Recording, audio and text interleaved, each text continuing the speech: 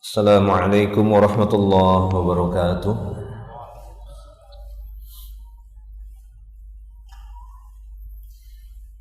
Innal hamdalillah nahmaduhu wa nasta'inuhu wa nastaghfiruh wa na'udzu billahi min shururi anfusina wa sayyiati a'malina. Man yahdihillahu fala mudhillalah wa man yudlil fala hadiyalah. Ashhadu an la ilaha illallah wahdahu la syarikalah wa ashhadu anna Muhammadan abduhu wa rasuluh. Allahumma salli wa sallim ala Rasulillah Nabiina Muhammadin sallallahu alaihi wasallam wa ala alihi wa ashabihi wa man tabi'ahum bi ihsanin ila yaumiddin, amma ba'du.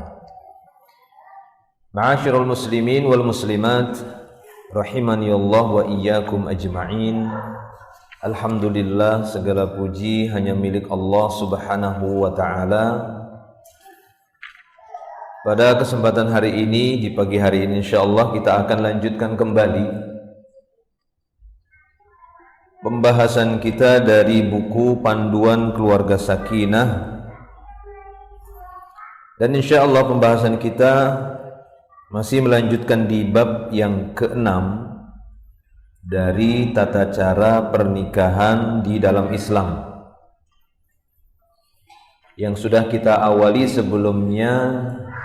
Ada 2 kali pertemuan kita selesaikan poin yang A dari tata cara pernikahan dalam Islam, yaitu khitbah beserta hukum serta perkara-perkara cabang dari pembahasan khitbah yang sudah kita jelaskan. Insyaallah ada 8 poin yang berkaitan dengan masalah khitbah,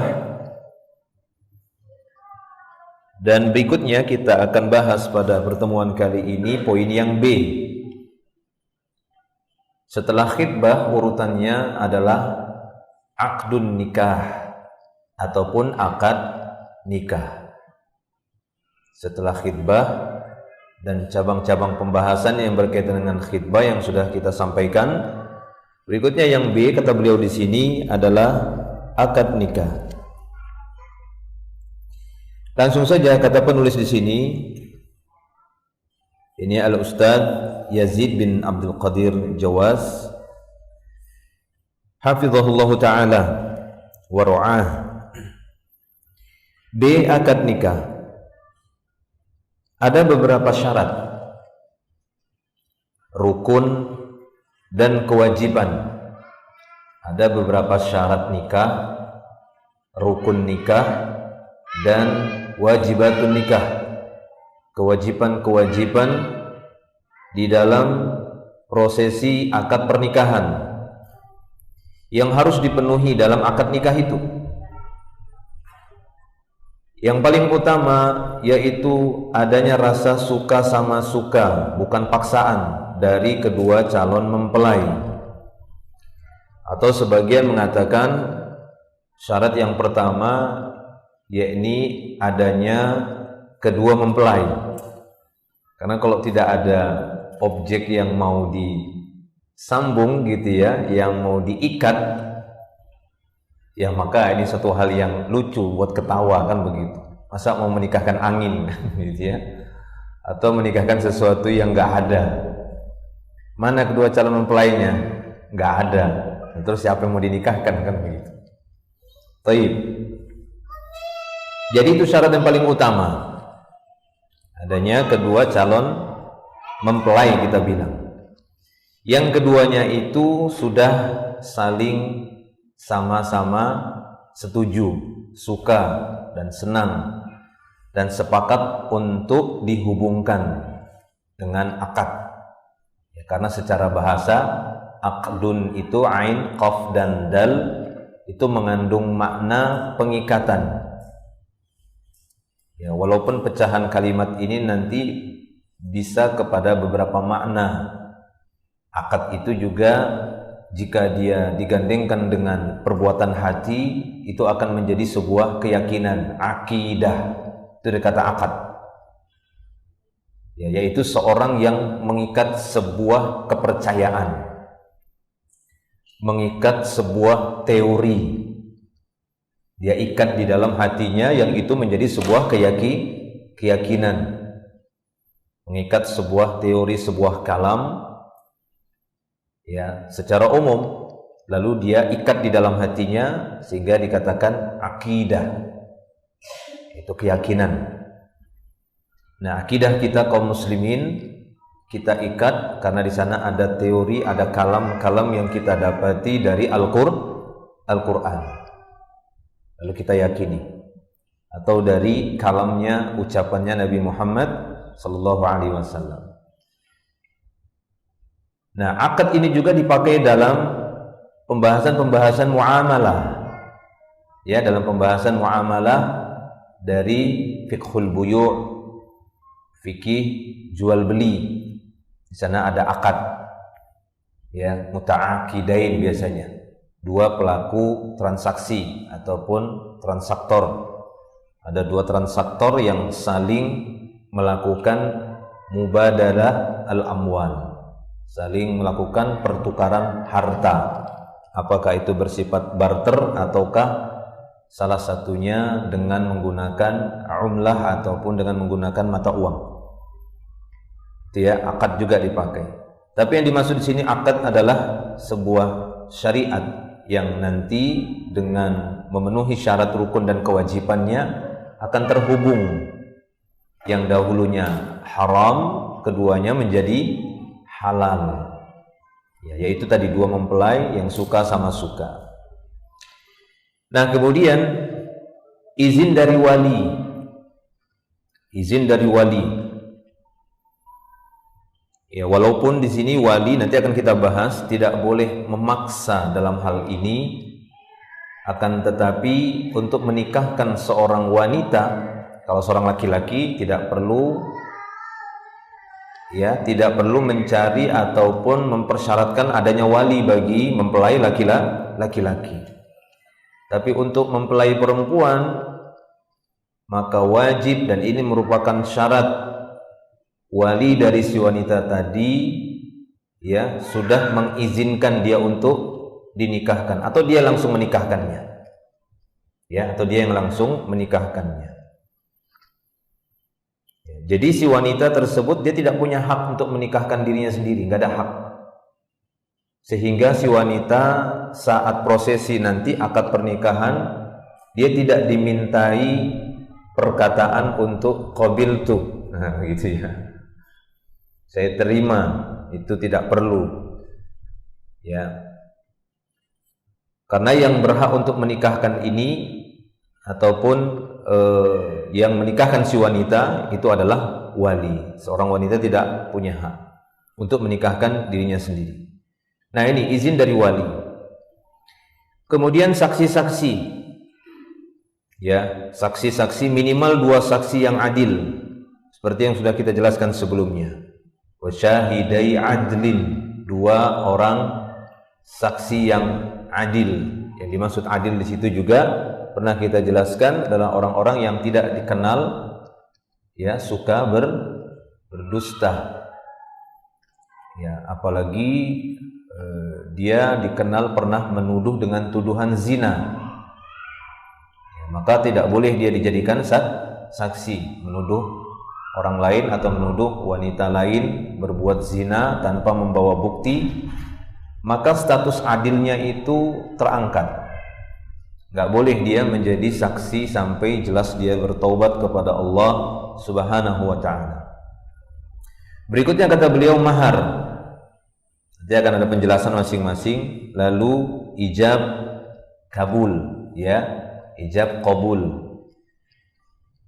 Ya, jadi menjawab kemudian dia menerima. Ya, menyatakan kalimat zawwajtuka. Ya, ibnati misalnya. Atau ya kalimat semisal itu. Ya, ankahtuka. Ya, fulana ataupun yang semisalnya. Lalu diterima oleh si laki-laki. Baik, kemudian di sini kita akan melihat penulis memberikan pembahasan satu persatu dari apa yang disebutkan tadi, baik itu berkaitan dengan syarat, rukun ataupun kewajiban-kewajiban yang harus dipenuhi di dalam prosesi akad pernikahan selain dari khitbah, karena khitbah itu nggak masuk dalam akad nikah seperti yang sudah kita sampaikan sebelumnya, sehingga boleh adanya pembatalan ya ketika seorang laki-laki melakukan khitbah ataupun pembatalan itu dari pihak wanita ya, dan itu sah-sah saja, tidak sampai kepada keharaman, hanya saja ya maksimalnya jatuh kepada perkara yang makruh apabila di sana tidak ada alasan-alasan yang ya dijelaskan dari pembatalan khitbah itu. Nah, kita lihat di sini yang pertama wali. Yang dikatakan wali adalah orang yang paling dekat dengan si wanita. Ya, dari kekerabatan, nasab yang paling dekat dengan si wanita, itu yang dikatakan wali. Waliyun nikah atau waliyuz zawaj. Yani yang dikatakan wali adalah orang yang paling dekat dengan si wanita. Dan orang paling berhak untuk menikahkan wanita merdeka adalah ayahnya. Jadi seorang wanita, bukan budak ya gitu ya. Kalau itu kan tuannya. Seorang wanita yang merdeka, yang paling berhak untuk menikahkan seorang wanita itu bapaknya sendiri, ayah kandungnya. Itu yang paling berhak untuk menikahkan seorang wanita. Ini yang paling dekat.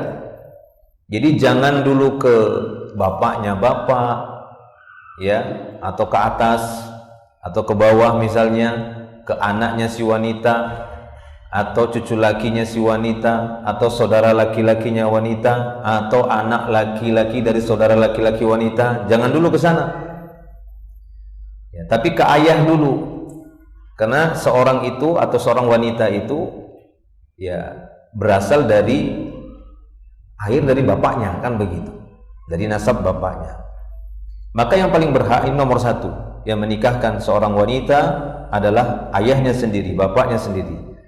Lalu jika ayahnya tidak ada ataupun ada tapi ada uzur, tidak bisa menjadi wali ya dengan uzur syar'i, maka boleh ke atas, ke kakek atau ayah dari ayahnya atau kakek dari si wanita tadi, dan seterusnya ke atas ya. Apa itu bilang kalau di atasnya kakek? Eyang, eyang, yuyut, nah gitu ya. Mana lebih tinggi, eyang atau yuyut? Di atas eyang kayaknya yuyut ya, ya kan? Biasanya setahu saya begitu istilah kita. Bapak, kakek, eyang, yuyut. Kalau masih ada kan begitu. Ya, taib. Nah, kemudian itu tadi ya, bapak, ya, ayahnya bapak ataupun kakek, atasnya lagi eyang, dan seterusnya ke atas. Nah, jika tidak ada semua atau ada uzur di sana, boleh juga anak laki-lakinya. Jadi kalau ke atas tidak ada, ke bawah.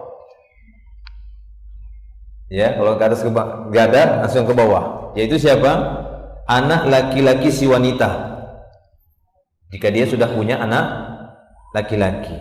Ya, kalau dia masih bujangan ataupun masih perawan, belum pernah menikah, ya nggak ada kan, berarti kan anak laki-lakinya. Nanti baru ke samping. Samping maksudnya ke saudara laki-laki yang bagi wanita yang tidak ada ayah ke atas ataupun anak laki-laki terus ke bawah. Ya, anak laki-laki misalnya tidak bisa atau ya ada uzur dan tidak bisa. Jika ada cucu laki-lakinya, maka cucu laki-laki. Ya, cucu laki-lakinya.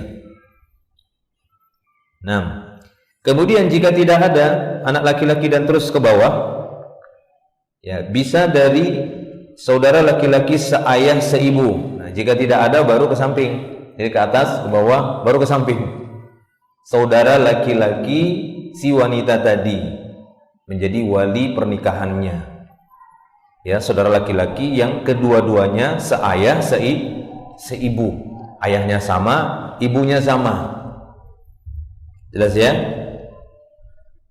Ya, kemudian dan saudara laki-laki seayah saja walaupun tidak seibu, boleh. Ya, misalnya ada dua orang bersaudara, Ya, yang satu laki-laki, yang satu perempuan. Si perempuan mau menikah, ini saudara laki-lakinya ini boleh menjadi wali, walaupun saudara laki-lakinya ini itu dari ibu yang berbeda, tapi ayahnya sama. Misalnya poligami lah, ya, ataupun seorang laki-laki memiliki beberapa kali istri, kan begitu. Menikah, cerai, punya anak, menikah lagi, kemudian punya anak lagi. Nah, ini kan seakan-akan dia pernah ada 2 istri, kan begitu. Masing-masing punya anak, satu laki-laki, satu perempuan. Ini namanya kan saudara seayah. Gitu ya. Ini saudara seayah walaupun mereka tidak seibu. Ini boleh menjadi wali. Ya, yang saudara seayah seperti ini, saudara laki-laki seayah boleh menjadi wali. Tapi yang seibu saja tidak. Nggak bisa jadi wali. Paham ya? Yang dia hanya saudara laki-laki tapi seibu bukan seayah, tidak bisa jadi wali. Ya. Baik. Ya, jadi sini saudara laki-laki seayah seibu dan saudara laki-laki seayah. Jadi seibunya tidak ada. Jelas ya? Nah, itu. Lalu anak laki-laki dari saudara laki-laki seayah seibu. Lanjut lagi. Tadi saudara laki-laki sudah kan? Saudara laki-laki seayah seibu atau saudara laki-laki seayah saja. Adapun yang seibu saja tapi beda ayah, ini tidak bisa menjadi wali. Kenapa? Karena nasab bapaknya sudah beda, walaupun dari rahim yang sama. Ya kan? Kan nasab bapaknya udah beda dua ini. Karena dia cuma seibu tapi tidak sebapak. Lalu anak laki-laki dari saudara laki-laki seayah seibu. Ini boleh jadi wali. Anak laki-laki dari saudara laki-laki seayah dan seibu. Pahamin ya? Anak laki-laki dari saudara laki-laki seayah seibu. Jadi dia punya saudara laki-laki yang tadi seayah seibu, misalnya nggak bisa jadi wali misalnya. Ada uzur dia, atau lagi safar, atau sudah meninggal, kan begitu. Jadi saudara laki-laki seayah seibu tadi yang harusnya bisa menjadi wali. Nah, dia punya anak laki-laki itu boleh. Apa kita bilang? Keponakan. Keponakan. Ya, itu bisa menjadi wali. Tapi dari saudara laki-laki yang seayah seibu. Taib. Dan anak laki-laki dari saudara laki-laki seayah saja. Itu maksudnya. Itu keponakan.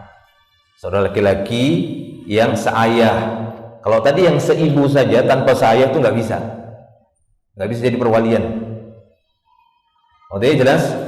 Jelas semua ya? Nah, itu. Jadi yang seibu saja nggak seayah itu tidak bisa tadi, baik itu saudara laki-laki seibu saja atau anak laki-lakinya. Paham ya? Atau anak laki-lakinya. Tapi kalau tadi seayah seibu, saudaranya dan anak laki-lakinya itu boleh jadi wali pernikahan. Atau saudara laki-laki seayah walaupun tidak seibu, dia bisa jadi wali, atau anak laki-lakinya bisa menjadi wali pernikahan. Oke ya? Jelas ya? Nah, seperti itu. Kemudian kita lanjut, kemudian paman dari pihak ayah. Kemudian paman dari pihak ayah atau saudara laki-laki dari ayah ini bisa menjadi wali. Ya, paman dari pihak ayah. Tadi kan ke atas, bawah, baru saudara, baru kalau tidak ada baru ke paman, baru ke saudara laki-laki ayah yang seayah. Ya. Paman dari pihak ayah atau saudara laki-laki dari ayah. Nah, saudara laki-lakinya juga seayah ini, yakni saudara laki-laki yang seayah, seibu atau seayah saja. Oke, bukan seibu karena udah beda. Nasab bapaknya udah beda. Ya, nasab bapaknya sudah beda. Taib. Kemudian anak laki-laki dari paman tersebut. Ya, paham? Si wanita menjadikan paman atau saudara laki-laki ayahnya itu sebagai wali, itu sah kan begitu kan? Paman. Ini yang seayah ya, bukan paman dari arah ibu, belum. Itu belum kita bahas, itu ada khilafnya para ulama. Ya, tapi yang paling rajih tidak bisa dijadikan wali. Mereka udah tergolong seperti orang lain, darurat, sudah masuk hukum darurat. Cuma dia nanti didahulukan, dia sudah seperti orang lain, paman-paman dari arah ibu, saudara laki-laki ibu. Jelas ya? Yang paling kuat itu saudara laki-laki ayah, yang seayah, seibu, ataupun cuma seayah saja. Dan anak laki-lakinya.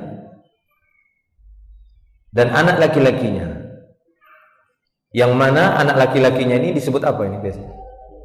Sepupu. Ya, bisa menjadi wali dan bisa dinikahinya. Nah ini nih, ada dua ini. Ya, bisa jadi wali, bisa dia menikah. Bingung?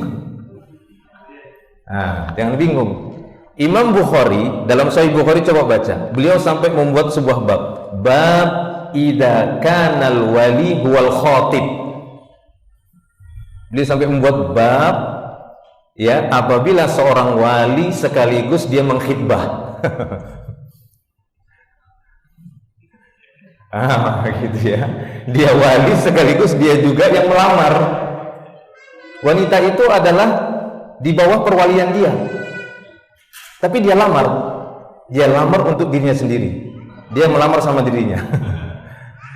Saya lamar wanita di bawah perwalianmu ya. Dia jawab lagi, iya. Gitu kan? Bingung enggak kan? Iya, boleh ya. Itu boleh jadi wali. Boleh jadi wali dan boleh dia nikah. Kenapa bingung? Sudah Imam Bukhari udah buat bab itu, ada riwayatnya, yaitu kejadian Mughirah bin Syu'bah. Ada salah seorang sahabat namanya Al-Mughirah bin Syu'bah. Mughirah nama ayahnya Syu'bah. Syu'bah punya saudara laki-laki namanya Qarith. Ya, punya saudara laki-laki namanya Qarith. Qarith ini punya anak perempuan namanya Ummu Hakim. Ya, kunyahnya Ummu Hakim, dalam riwayat itu tidak sebutkan nama asli, tapi saya dapat situ Ummu Hakim namanya. Ummu Hakim bintu Qarith. Ini saudaranya Syu'bah. Mughirah anaknya Syu'bah.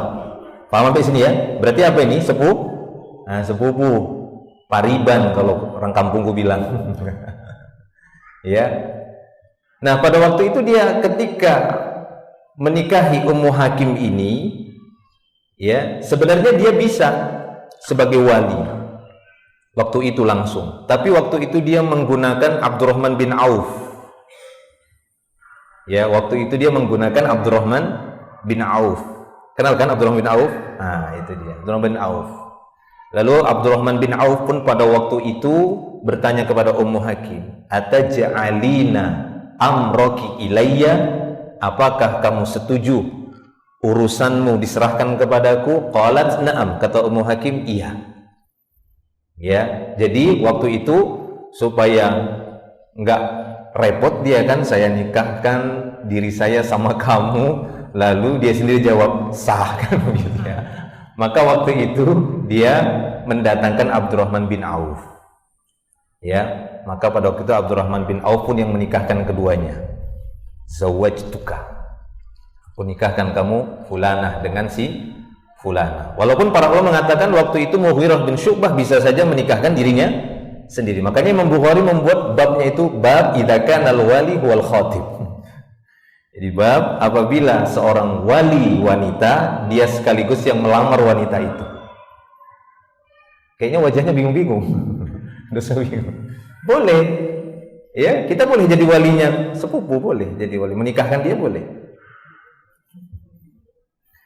Sudah dari para salaf dulu sudah. Sudah ada sahabat kan gitu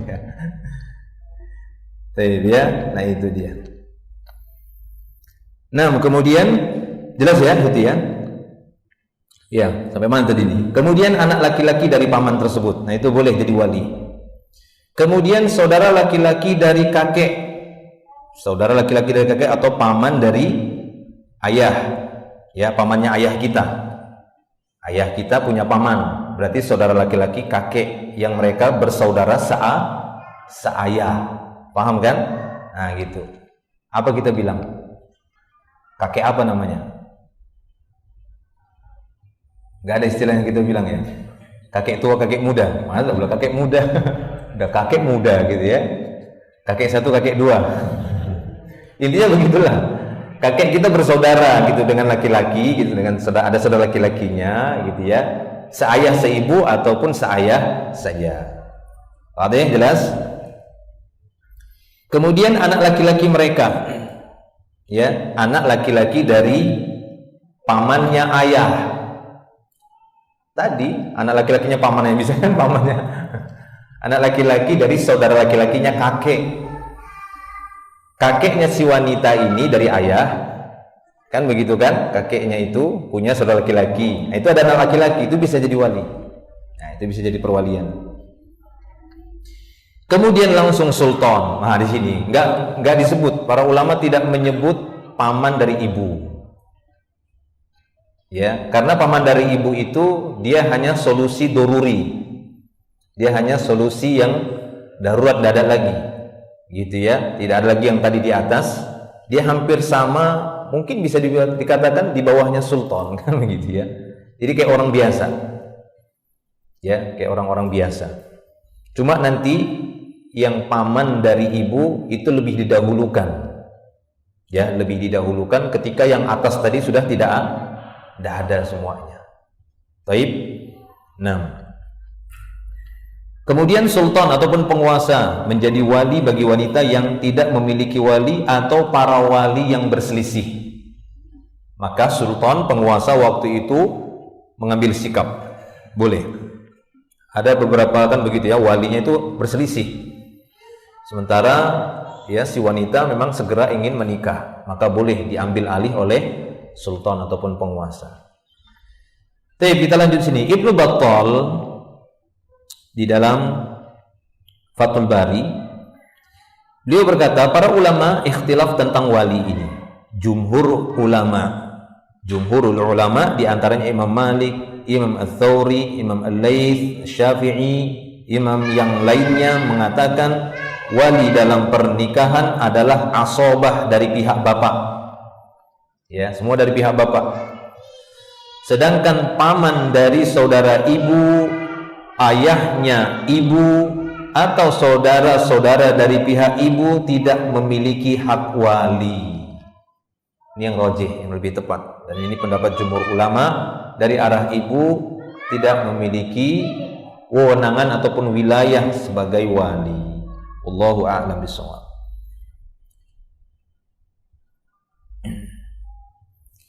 Selanjutnya kata beliau di sini, disyaratkan adanya wali bagi wanita. Islam mensyaratkan adanya wali bagi wanita sebagai penghormatan bagi wanita. Jadi itu tujuannya adalah untuk menghormati si wanita tersebut.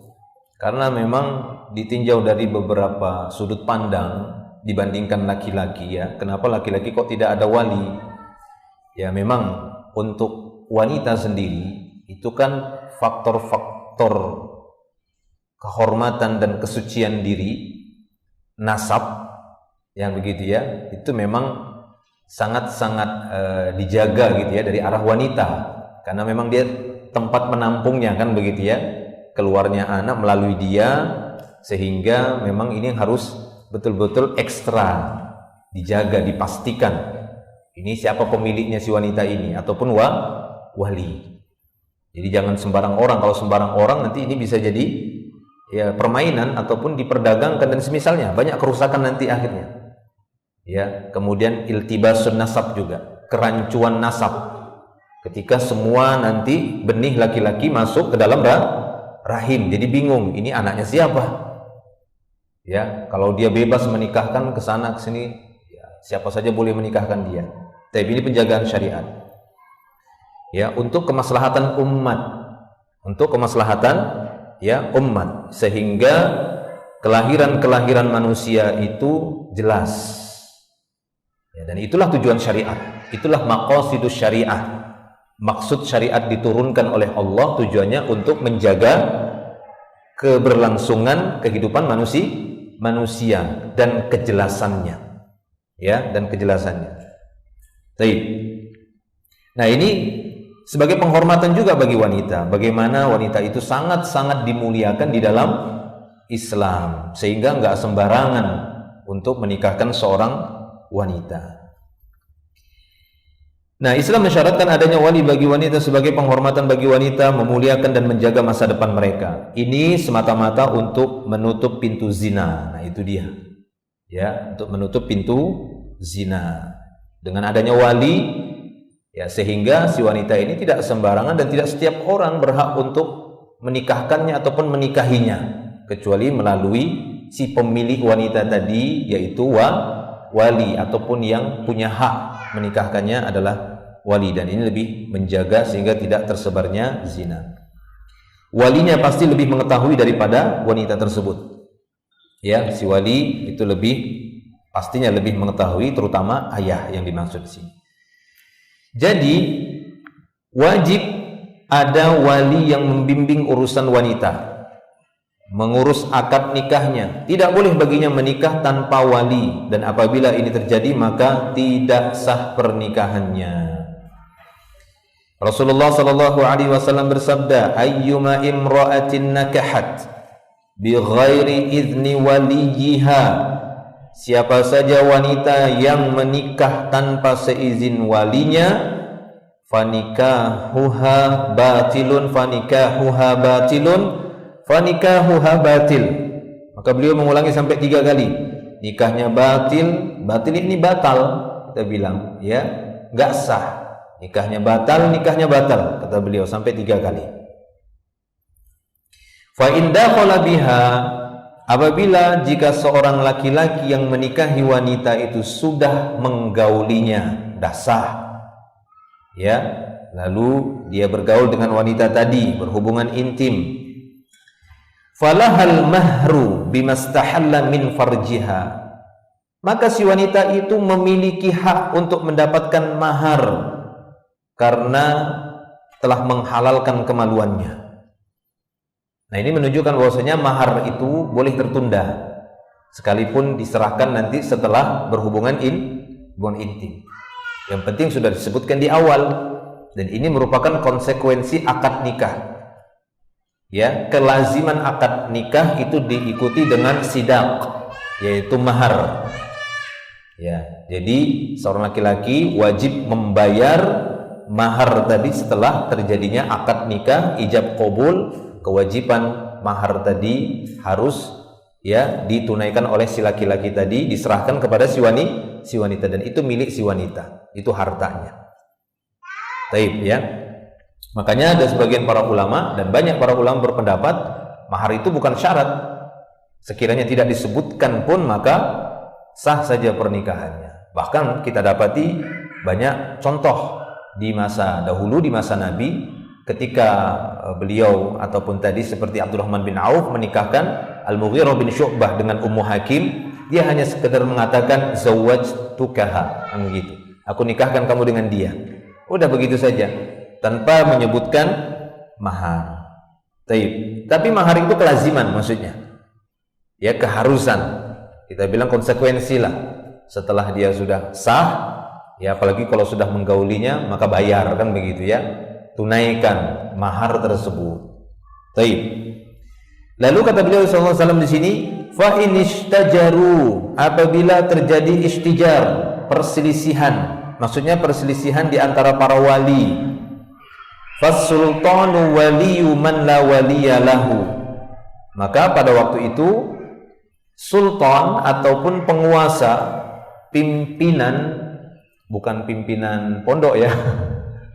Pimpinan maksudnya pimpinan wilayah daerah, gitu, ya. Ya, kan setiap negara lah kita bilang sekarang, gitu, ya, atau kerajaan. Nah, itu kan pimpinan tuh, ada raja, ada presiden, gitu, ya. Nah, itu kan istilah-istilahnya. Nah, mereka kan punya, itu aslinya sultan yang dimaksud. Mereka yang dimaksud sultan. Ya, kalau dalam hal ini ya kita di Indonesia, ya presiden kita itu sultan. Yang dimaksud di sini. Nah, dia berhak untuk menikahkan itu. Tapi kan nggak mungkin dia kesana kemari, kan begitu, kan se-Indonesia. Maka dibentuklah kementerian yang mengurusi itu sebagai akad wakalahnya tadi, perwakilan. yang itu sah sebagai wali pernikahan bagi yang tidak ada wali. Dalam hal ini kita di Indonesia sering disebut dengan KUA, ya kan, kantor urusan agama. Nah, di sana ada pegawai-pegawainya yang ditugaskan untuk ya mencatat, mengawasi ya atau memberi buku gitu ya, akta nikah sebagai pencatatan di negara bahwasanya dia sudah punya pasangan. Baik. Nah, kemudian di sini ada hadis yang lainnya. Di sana disebutkan la nikaha illa biwali, tidak sah nikah melainkan dengan wali. La nikaha illa biwaliyin wa syahidai adlin, tidak sah nikah kecuali dengan adanya wali dan dua saksi yang adil. Ini ya. Jadi enggak sah pernikahan itu kecuali dengan wali dan dua orang saksi, itu minimal dua orang saksi. Kalau tiga boleh enggak saksinya kalau tiga? Boleh atau tidak? Hah? Boleh atau tidak kalau akad nikah itu saksinya itu 3 orang? Boleh. Kenapa boleh? Minimal kan 2 ya. Iya, lebih banyak sekampung juga nggak apa-apa. Cuma kan kalau dia sekarang ini kan prosedurnya itu pencatatannya ada kan begitu ya. Biasanya yang tercatat itu 2. Sebenarnya yang hadir di situ itu semuanya menjadi saksi kan begitu, saksi pernikahan itu. Baik. Berikutnya, syarat adanya wali berlaku bagi gadis maupun janda. Jadi tidak ada perbedaan, mau dia gadis ataukah janda, maka wajib ya atau disyaratkan adanya wali dari wanita tersebut. Artinya tanpa wali pernikahan mereka tidak sah. Tidak sahnya nikah tanpa wali tersebut berdasarkan hadis-hadis di atas yang sahih tadi yang sudah kita sebutkan, bahkan berdasarkan dalil dari Al-Qur'anul Karim juga. Ya. Allah Subhanahu wa taala berfirman, "Wa idza talaqtumun nisaa fabalaghna ajalahunna fala ta'duluhunna ayyankihna azwajahunna idza taradaw bainahum bil ma'ruf. Dzalika yu'adzu bihi man kana minkum yu'minu billahi wal yawmil akhir. Dzalikum azka lakum wa athhar. Wallahu ya'lamu wa antum la ta'lamun." Dalam surah Al-Baqarah ayat 232. Nah, perhatikan ayat ini. Ayat ini sebagai dalil tentang disyaratkannya wali bagi seorang wanita yang hendak menikah. Ya, harus ada perizinan dan persetujuan wali si wanita. Ya, di mana letak syahidnya ataupun kalimatnya itu fala ta'duluhunna, fala ta'duluhunna. Adola itu semacam paksaan. Ya, paksaan baik itu memaksa untuk menikah atau memaksakan diri untuk tidak menikahkan. Nah, itu nggak boleh jika memang sudah ada keinginan dari si wanita ataupun kedua mempelai. Makanya tadi sultanlah sebagai penengah, qadhi atau hakim jika terjadi perselisihan antara wali dengan si wanita atau wali dengan wali yang lainnya. Nah, di sini Allah Subhanahu wa taala berfirman, "Wa idza talaqtumun nisa", apabila kamu menceraikan istri-istri kamu, fabalaghna ajalahunna, dan mereka sudah sampai pada masa iddahnya, yaitu salah satu quru, 3 kali quru, ya. Maksudnya 3 bulan bagi yang haidnya nggak normal dari bulan-bulan hijriah. Bagi haidnya yang tidak normal, nggak bisa ditebak kan begitu kan? Kadang muncul darahnya, kadang hilang, muncul, hilang, muncul, hilang, muncul, maka 3 bulan. Ya, bagi yang masih normal dari tanda-tanda haid tadi ya 3 kali haid. Ya, 3 kali haid. Nah, apabila sudah selesai masa iddahnya tadi setelah ditalak, nah ini kan boleh si wanita ini untuk menikah lagi dengan laki-laki yang lain atau menikah lagi dengan mantan suami. Ya. Ini khusus talak 1 atau 2, kecuali talak 3 udah kita bahas. Kalau talak 3 nggak bisa balik lagi. Ya, baik udah selesai masa iddah, apalagi nggak selesai kan begitu ya, nggak ada kata lagi, kata rujuk. Kalau talak 1, talak 2, sebelum melewati masa iddah 3 kali haid, suami masih punya hak untuk merujuk talaknya, dan keduanya masih berstatus suami istri. Tapi ketika udah selesai 3 kali haid, ataupun anaknya si istri misal lagi hamil, ditalak, tiba-tiba besok melahirkan, selesai sudah. Mereka bukan lagi suami istri. Ya, kalau mereka ingin menikah lagi, maka si laki-laki tadi mantan suaminya harus khitbah lagi, ngulang lagi dari pembahasan awal, begitu ya. Khitbah lagi, ngelamar lagi dia. Baik. Ya, jika kalian sudah mentalak istri kalian dan sudah selesai masa iddahnya, kata Allah Ta'ala, fala ta'duluhunna ayyankihna azwajahun. Jangan kalian memaksa, di sini aslinya ya, tapi maksudnya menghalangi, itu yang dimaksud. Kan tadi kita sebutkan, ta'dulunahu, memaksa di sini bisa memaksa untuk dipaksa menikah wanita tadi, atau dipaksa untuk tidak menikah. Jadi kata Allah Ta'ala, maka jangan kamu, wahai para wali, jangan halangi mereka menikah lagi dengan calon suaminya. Apakah itu laki-laki lain, ataukah itu suami, mantan suaminya, ya, mantan suaminya. Ya, apabila telah terjalin kecocokan di antara mereka dengan cara yang baik, idza taradau bainahum bil ma'ruf, kalau kedua-duanya sudah saling ridho lagi ingin menikah.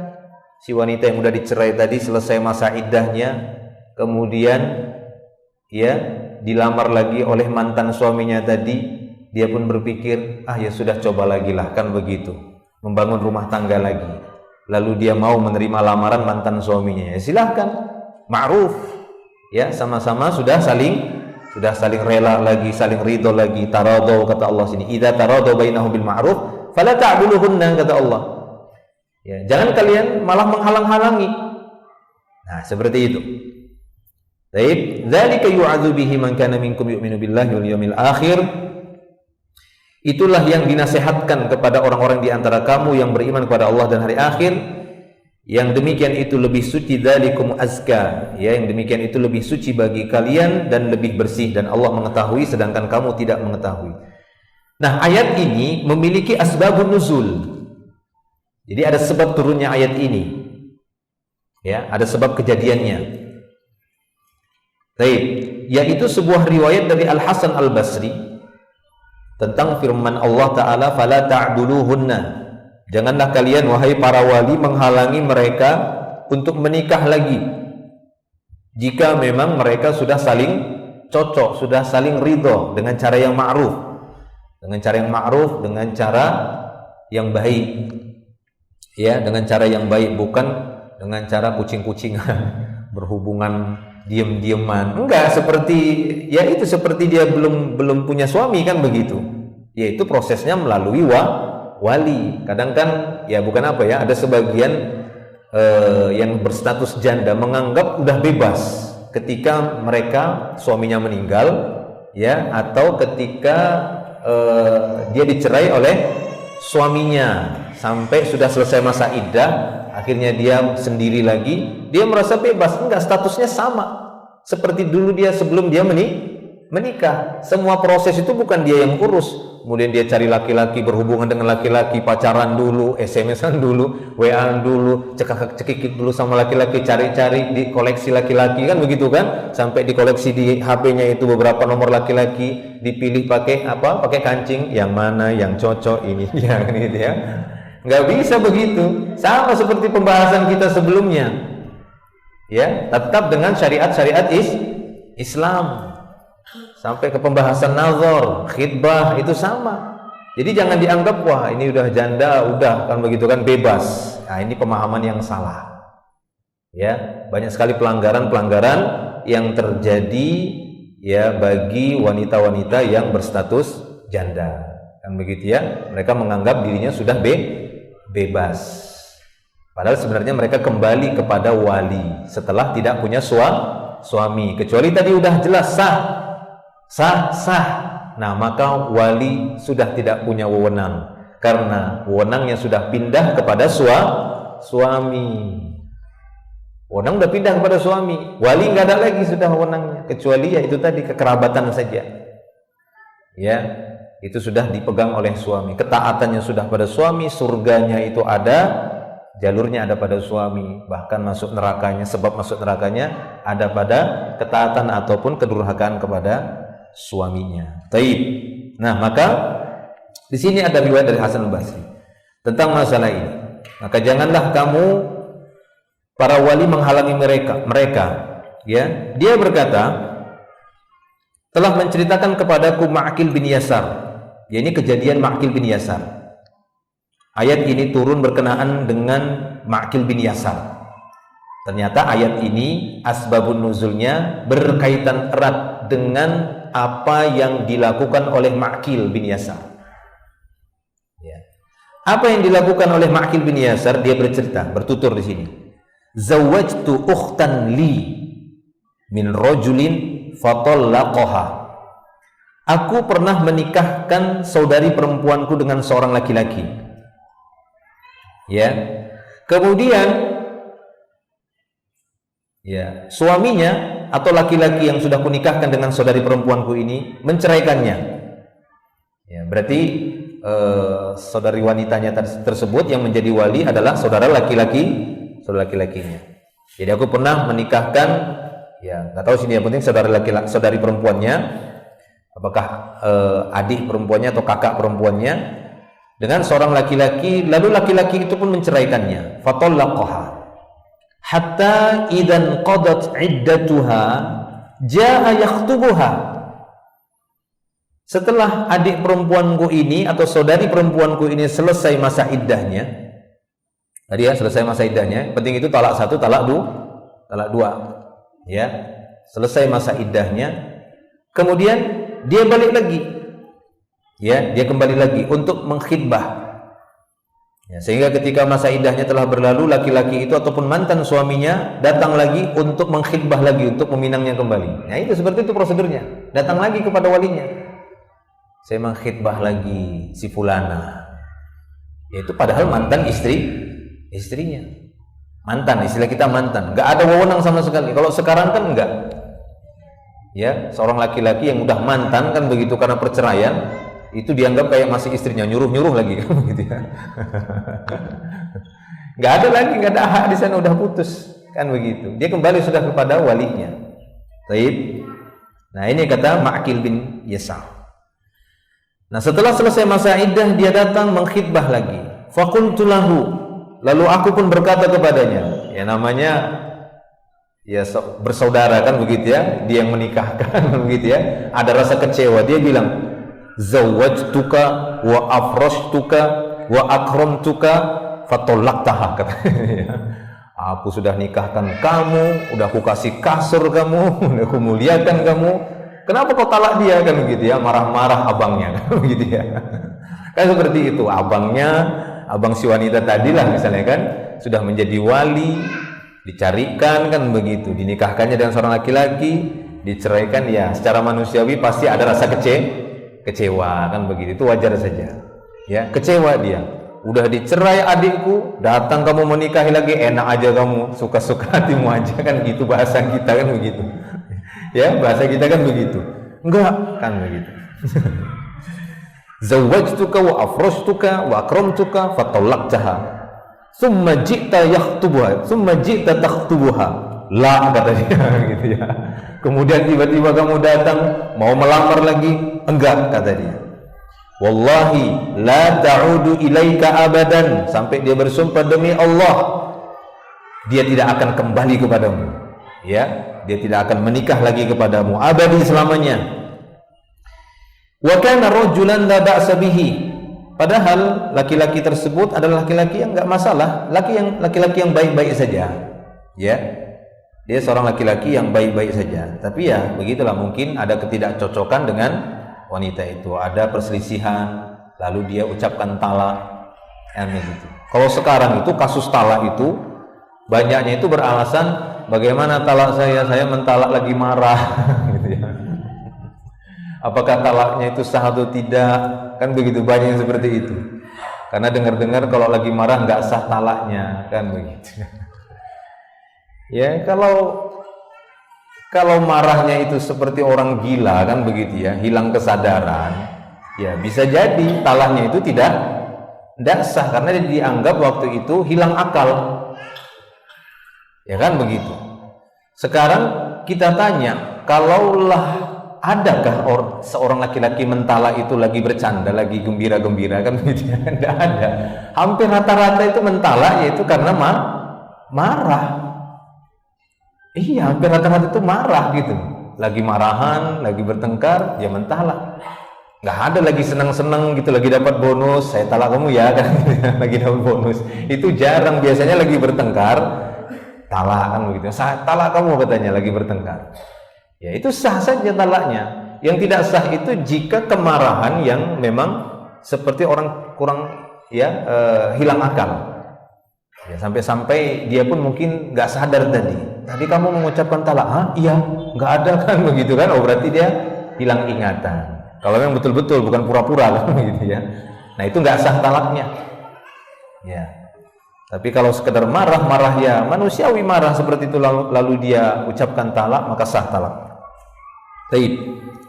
Nah, wa kana rajulan la ba'sa bihi. Laki-laki ini sebenarnya laki-laki yang enggak ada masalah sebenarnya. Wa kanatil mar'ah turidu an tarji'a ilaih, dan si wanita ini atau saudari perempuan dari Ma'qil tadi pun pengen kembali lagi kepadanya. Fa anzalallahu hadhil ayat, maka Allah taala turunkan ayat ini. Nah, ini di asbabun nuzulnya. Allah Ta'ala turunkan ayat ini yang menyebutkan fala ta'duluhunna ayyankihna azwajahunna in taradau bainahum bil ma'ruf. Lalu apa kata Ma'qil bin Yasar? Faqultu al-an af'alu ya Rasulullah. Nah, ini para sahabat ya. Para sahabat itu orang-orang yang ego, gengsi dan emosinya itu kalah dengan dalil. Ya, kalau udah ketemu dalil, udah kalah. Egonya mereka, gengsinya mereka, emosinya mereka kalah. Walaupun dia emosi awalnya, gengsi, kan begitu kan? Egonya, wah, dia nggak akan nikah lagi sama kamu. Saya nggak setuju, nggak akan nikahkan. Tapi turun ayat, langsung nyerah, langsung tunduk dan patuh. Langsung dia mengatakan al-an af'alu ya Rasulullah. Kalau begitu, saat ini juga sekarang akan aku lakukan wahai Rasulullah. Ya, fazawwajaha iya. Maka dia pun menikahkan kembali saudari perempuannya dia nikahkan lagi. Ya. Kenapa? Karena keduanya sudah saling ridha, sudah saling suka sama suka kembali, ya sudah nikahkan. Baik. Nah, maka di sini syahidnya kata beliau, hadis Ma'qil bin Yasar radhiyallahu anhu ini adalah hadis yang sahih dan sharih. Sahih dari sisi sanad, sharih jelas dari sisi matan. Ya, matannya di luar sanad itu matan, kejadian gitu ya. Apa yang diberitakan, objek beritanya itu jelas, nggak perlu takwil, itu maksudnya, itu sharih. Kan nggak perlu takwil di sini kan? Nggak perlu takwil. Langsung dipraktekkan oleh sahabat. Ayat itu tidak ditanya-tanya lagi oleh Ma'qil kepada Nabi. Maksudnya gimana sih Rasulullah? Nggak paham aku, nggak begitu. Langsung diamalkan. Hal ini menunjukkan bahwasanya ayat yang turun ini ya sharihah, jelas, tidak butuh tafsir, tidak butuh takwil, ya, wadih, jelas. Baik. Jadi hadis Ma'qil bin Yasar ini adalah hadis yang sahih dan sharih.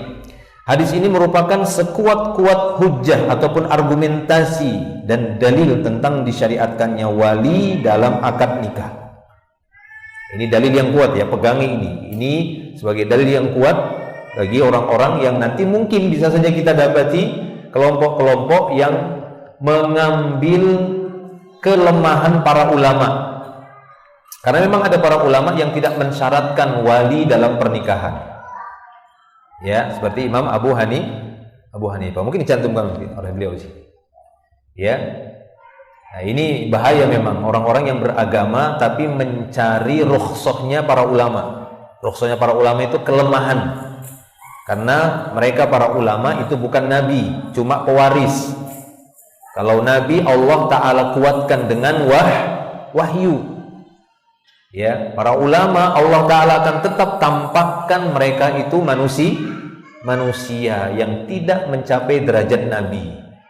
Mereka hanya menyampaikan saja, melanjutkan saja, ya, kemudian mengambil pelajaran-pelajaran yang disampaikan kepada manusia, yang terkadang satu dan yang lainnya itu memiliki keutamaan yang tidak ada pada lainnya, sehingga terlihatlah kelemahan dari masing-masing ulama itu. Ya, terlihat walaupun kelemahan mereka tidak mengalahkan keutamaan yang sudah mereka lakukan. Ada, setiap ulama itu ada kelemahannya, tapi kelemahan mereka tersebut dalam satu bidang, dalam dua perkara atau beberapa perkara tidak mengalahkan keutamaan mereka, sehingga kita lupakan keutamaan Imam Syafi'i, kita lupakan keutamaan Imam Abu Hanifah, Imam Ahmad bin Hanbal dan yang lainnya. Ya, maka ini diantara cara beragama zindiq. Para ulama mengatakan ini cara beragamanya orang-orang zindiq. Ya, mirip seperti orang munafik. Ya, yang hanya mencari-cari kelemahan para ulama saja. Dicari, ini masalah pernikahan. Jadi dia belajar memang untuk mencari itu. Oh, ini pas, ini sudah pendapatnya Imam Abu Hanifah, tidak mensyaratkan wali sebagai ya syarat pernikahan untuk si wanita. Ya, pas ini masalah khamar, ini pendapatnya Imam Ahmad bin Hanbal. Ya kan? Yang membatasi khamar itu kalau dari bahan anggur saja. Kalau dari bahan yang lainnya, walaupun memabukkan, bukan khamar.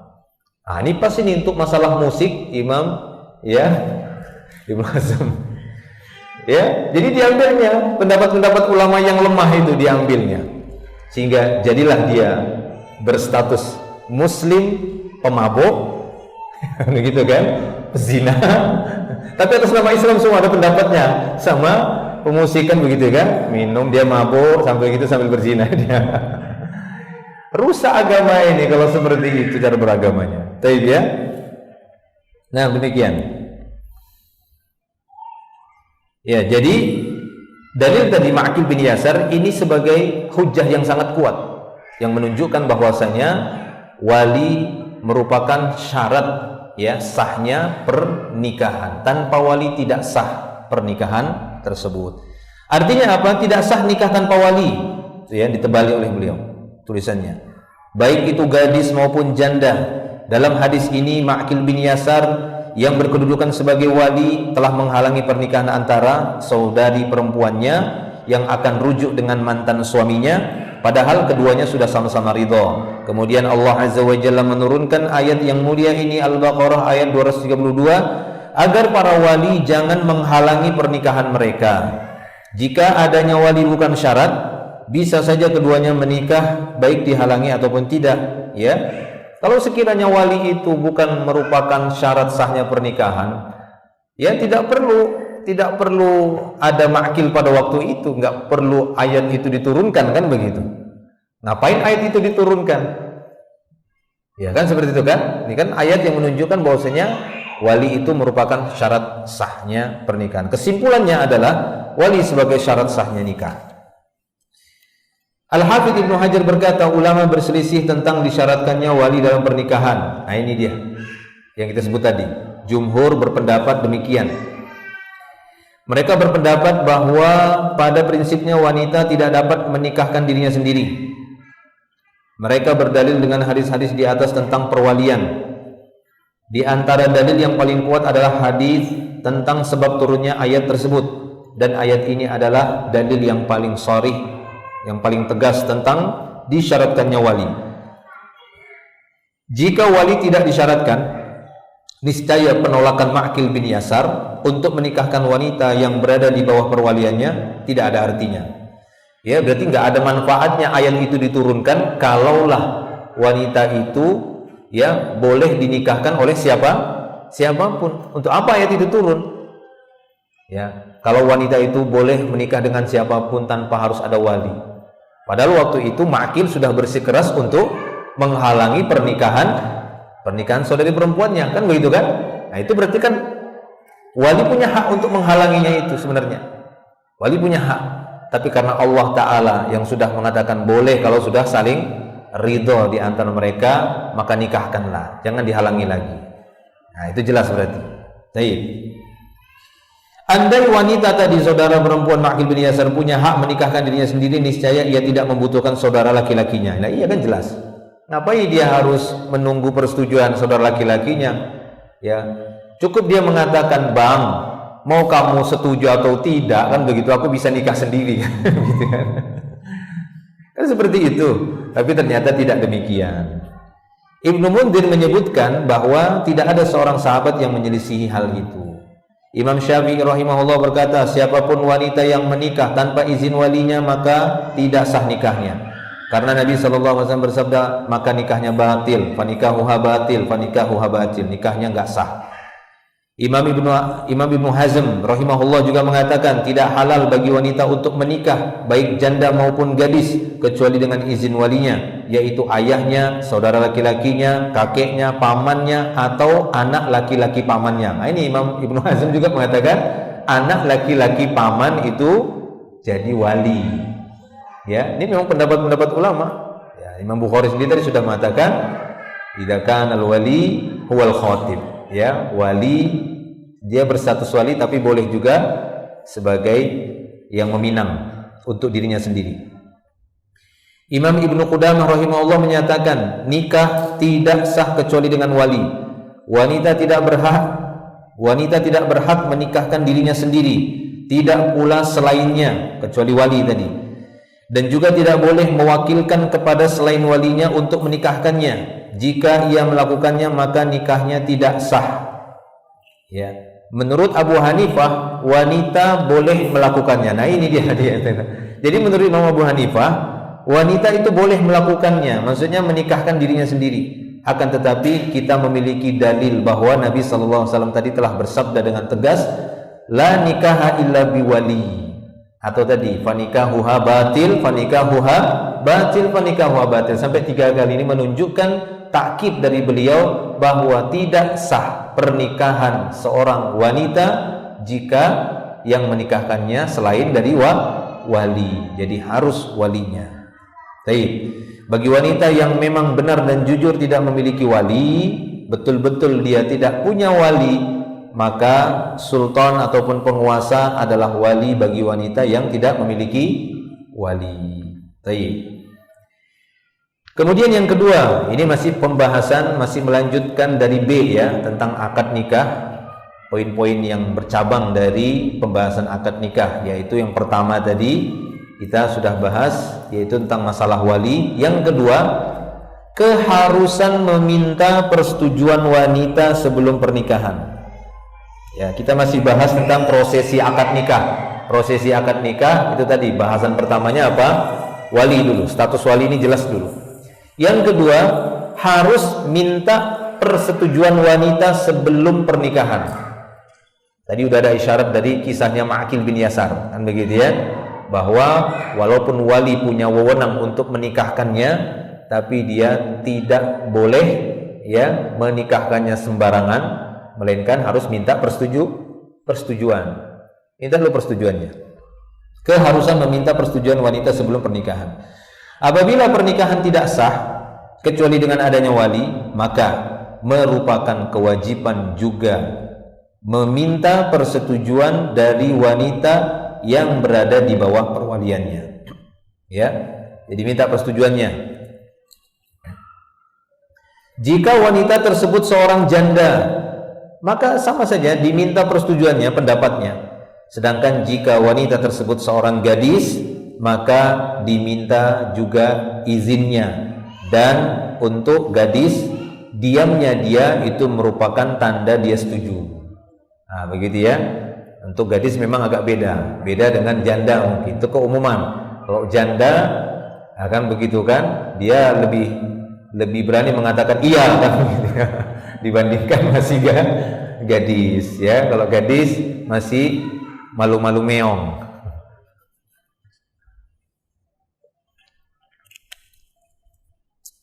Baik. Di sini ada riwayat hadis yang berkenaan dengan hal ini.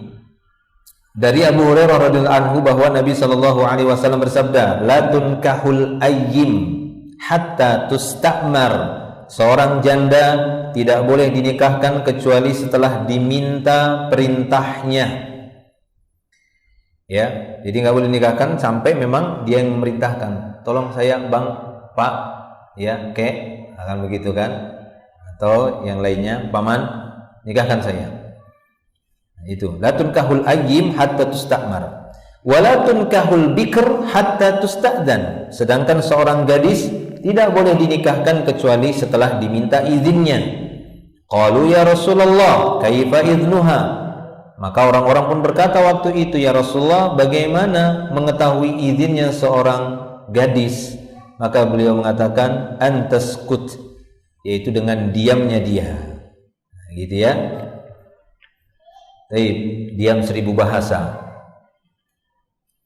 Dari Abdullah ibnu Abbas radhiyallahu anhuma bahwasanya ada seorang gadis yang mendatangi Rasulullah sallallahu alaihi wasallam dan mengadu bahwa ayahnya telah menikahkannya, nikah paksa. Ngadu dia sama Rasulullah, sama hakim, kan begitu kan? Karena Rasulullah pada waktu itu adalah amir ataupun hakim bagi kaum muslimin pada waktu itu. Dia ngadu karena ayahnya memaksa dia untuk menikah dengan laki-laki yang lainnya yang dia mungkin tidak setuju, atau bisa saja dia setuju juga, kan begitu. Tapi dia nggak suka dipaksa menikah. Sedangkan dia tidak ridho si wanita tadi. Maka Rasulullah SAW pun menyerahkan pilihan kepadanya. Apakah ia ingin meneruskan pernikahannya ataukah ingin membatalkannya? Nah, terserah pada si wanita tadi. Ya, dia datang ngadu kepada Rasulullah, saya dipaksa menikah. Maka beliau menyerahkan pilihan kepada si wanita tadi. Kamu mau atau kamu nggak mau? Terserah kamu. Kalau kamu mau, lanjut, maju terus, pantang mundur, ya kan? Wow, keren. Atau kalau kamu tidak setuju, batal, ya, fasakh, kan begitu, dibatalkan semuanya. Taib, itu dia. Kemudian poin yang ketiga, mahar, masih berkaitan dengan akad nikah. B, yang poin ketiga tentang mahar, al-mahru ataupun sudaqat, ya. Definisi mahar. Mahar adalah sesuatu yang diberikan kepada istri berupa harta ataupun selainnya dengan sebab pernikahan. Ya. Atau selainnya di sini maksudnya selain ya harta, artinya sesuatu yang dia nanti bisa dikonversikan dalam bentuk harta. Ya. Walaupun dia belum berbentuk harta, jasa lah gitu ya, bisa. Ya, jadi para ulama membolehkan mahar itu dalam bentuk jasa, bukan dalam bentuk zat, bukan dalam bentuk harta, boleh dalam bentuk jasa. Seperti seorang suami memberikan mahar kepada istrinya jasa mengajarkan dia surat Al-Baqarah, karena dia hafal surat Al-Baqarah atau sudah selesai surat Al-Baqarah plus tafsirnya misalnya. Ya, anggaplah surah Al-Baqarah terlalu panjang Ustaz. Kalau cuma Al-Fatihah sama Al-Ikhlas saja ya nggak apa-apa lah gitu ya. Iya itu ya. Kemudian Al-Fatihah sama Al-Ikhlas saja nggak apa-apa, kan begitu. Atau jasa-jasa kebaikan yang lainnya. Ya, jasa-jasa kebaikan yang lainnya. Ya, misal seorang laki-laki punya jasa apa gitu ya, atau mengumrohkan. Nah, begitu ya, mengumrohkan. Maharnya mengumrohkan istri. Nah, itu jadi mahar, boleh. Pembayarannya nanti tertunda, kan begitu kan, nanti setelah menikah. Sama tadi, jasa mengajar itu ya nggak pas waktu itu, tapi nanti. Namanya belajar juga, ngajar itu kan nggak cepat, kan begitu kan, butuh beberapa tahun. Nah, begitu juga mungkin dia maharnya umroh, mengumrohkan si istri tadi. Maka itu bisa dijadikan sebagai mahar. Taib, atau jasa-jasa yang lainnya. Mungkin jasa cuci piring. Ya, apa namanya? Apa yang usaha sekarang itu, yang jasa bersih-bersih rumah, cleaning service, ya apa namanya? Cleaning service. Ada yang dia apa namanya? Ada yang dia dipanggil bersihin satu rumah, nanti dibayar jasanya. Go clean ya. Oh, itu merek sudah ya. Ya kayak gitu kan, begitu kan. Mungkin dia usaha begitu kan, begitu kan? Tapi lagi hartanya lagi minim, lagi nggak ada, tapi pengen nikah, kan begitu kan? Apa maharnya? Ya setahun lah aku yang bersihin rumah katanya. Aku punya alatnya semua, kan begitu. Itu kan alatnya ada semua, dia usahanya ada. Tapi kan uang cash nggak ada, kan begitu. Ya, uang cash tidak ada. Maharnya apa? Jasa bersihin rumah setahun katanya.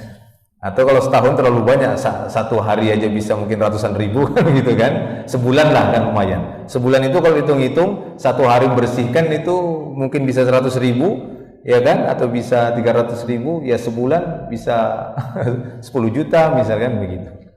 Kalau dinilaikan pakai uang. Taib, itu ya. Mahar atau diistilahkan dengan mas kawin adalah hak seorang wanita yang harus dibayar oleh laki-laki yang akan menikahinya. Mahar merupakan milik seorang istri, itu haknya ya, dan tidak boleh seorang pun mengambilnya. Jadi ayahnya si wanita atau pamannya atau keluarganya, ibunya si wanita nggak boleh mengambil sepeser pun, sedikit pun, secuil pun dari maharnya seorang wanita, nggak boleh diambil ya. Mahar merupakan milik seorang istri dan tidak boleh seorang pun mengambilnya, baik ayah maupun yang lainnya, kecuali dengan keridhoannya. Apalagi suaminya mengambil lagi, kan begitu ya, diambil lagi mahar, itu nggak boleh. Allah Subhanahu wa taala berfirman, wa atun nisaa sadaqatihinna nihlah, dan berikanlah mahar atau mas kawin kepada para wanita-wanita itu yang kamu nikahi sebagai pemberian yang penuh kerelaan. Syariat Islam yang mulia melarang bermahal-mahal dalam menentukan mahar. Nah ini dia, Islam itu tidak menyukai kesulitan. Islam datang memberikan bimbingan untuk saling memudahkan. Jadi Islam itu sangat menyukai para wanita itu memudahkan maharnya.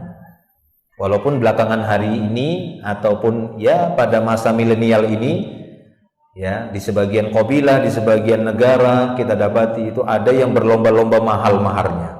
Ya, ini sangat disayangkan. Walaupun itu secara hukumnya tidak haram, suatu hal yang mubah saja, tapi Islam tidak menyukai yang seperti itu.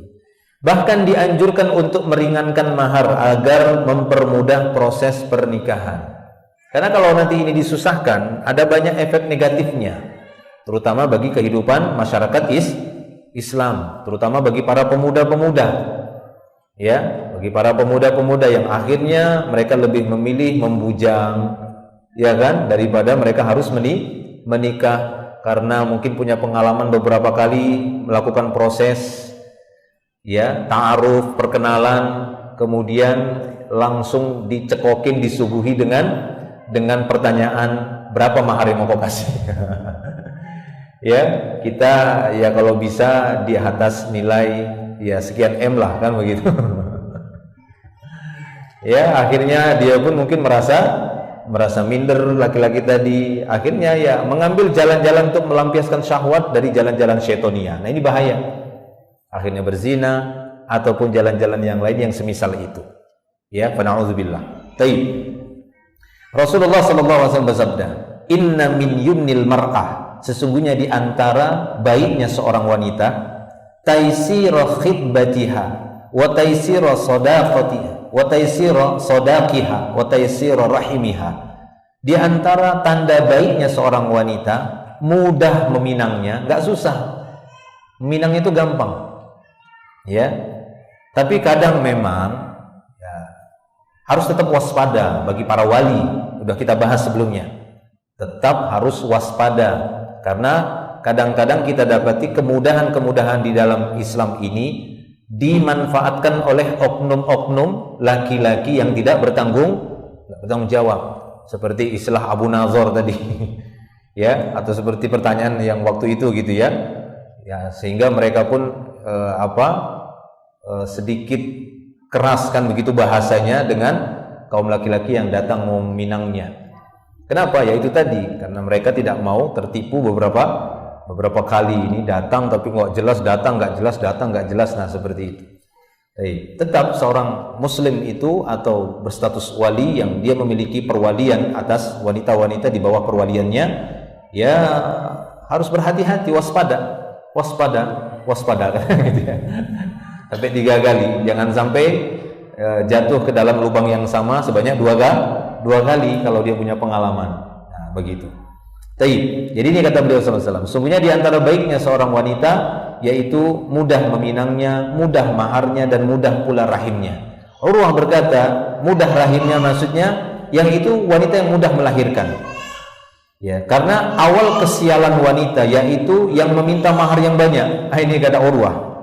Kata Urwah bahwasanya di antara awal kesialan dalam rumah tangga ketika ketemu wanita yang minta mahar yang banyak. Ini awal kesialan. Ya. Uqbah bin Amir radhiyallahu anhu dia mengatakan bahwa Rasulullah SAW pernah bersabda, khairun nikah aisaruhu. Ya, khairun nikah aisaruhu. Sebaik-baik pernikahan adalah yang paling mudah. Mudah, ya, gampang karena seperti itu, tidak susah. Ya, proses ininya selesai, jadi malam pertama dapat anak yang soleh, selesai. Yang begitu kan, mudah sekali.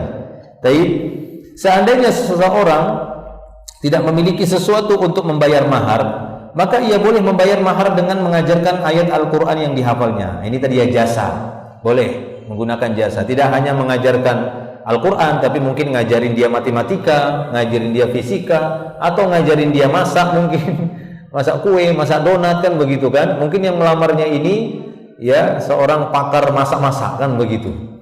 Ya, maharnya apa? Maharnya saya kasih nanti resep donat. Wah, kok resep donat? Iya, saya biasanya kalau training resep donat itu setiap peserta itu bayarnya 4 juta gitu.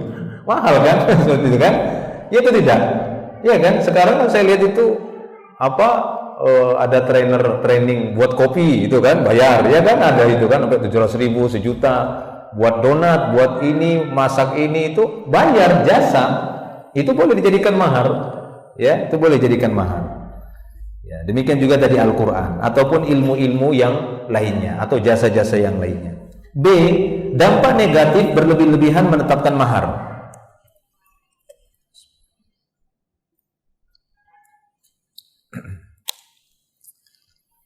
Ya, dampak negatif berlebih-lebihan menetapkan mahar.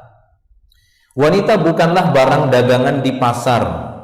Ya, wanita bukanlah barang dagangan di pasar pernikahan. Sehingga kita tidak bisa memperlakukannya dengan perlakuan yang materialistis belaka. Ini ya, sangat disayangkan, kasihan kadang para wanita itu, yang terkadang para orang tua ada yang menjadikannya itu sebatas ya untuk mencari material saja, ya, untuk mencari materi saja. Ya, bukan berarti ini perkara yang haram, tapi sangat disayangkan kalau ya anak-anak wanita itu ataupun para wanita itu dijadikan sebab untuk mendapatkan keuntungan materi saja. Ya, walaupun boleh apabila memang dia dapati si calon laki-lakinya memang orang yang punya kelebihan harta, ya, berkecukupan. Ya, dilihatlah kan seperti itu. Walaupun tidak disyaratkan, kadang ya awalnya sih manusiawi ketika ada para wali tergiur ataupun punya keinginan, ya, ataupun seorang ayah atau seorang ibu agar anak-anak perempuannya yang menikahinya itu nanti orang-orang yang kaya raya, kan begitu. Ini manusiawi. Bahkan di dalam hadis Nabi SAW sudah menyebutkan bagaimana wanita itu ya dinikahi karena sebab itu kan, sebab ketampanannya, hartanya, ininya. Itu berlaku juga bagi kaum laki-laki. Saat seorang wanita mencari pasangan untuk jadi calon suaminya, silahkan saja. Dia melihat dulu bagaimana tentang keuangannya, kerjaannya di mana. Itu silahkan saja, boleh saja. Kemudian rupanya bagaimana, posturnya bagaimana, fisiknya bagaimana, kan seperti itu. Kemudian dari sisi keturunannya dia bagaimana, dari keturunan apa, bangsawankah atau tidak, kan gitu. Darah biru atau darah hitam. Kan begitu, dan seterusnya. Tapi Nabi SAW memberikan solusi yang bisa memberikan kebahagiaan hakiki dunia dan akhirat. Nabi mengatakan, pilihlah yang zatuddin, ya, zuddin, yang punya agama yang kuat. Itu pilihan Nabi kita SAW, dan pilihan Nabi lebih utama dari selainnya. Ya, pilihan Nabi SAW itu lebih utama kita ambil daripada pilihan-pilihan selain Nabi. Ayah ibu kita bukan Nabi, ya, keluarga kita bukan Nabi, ya, Nabi kita adalah Nabi Muhammad Sallallahu Alaihi Wasallam.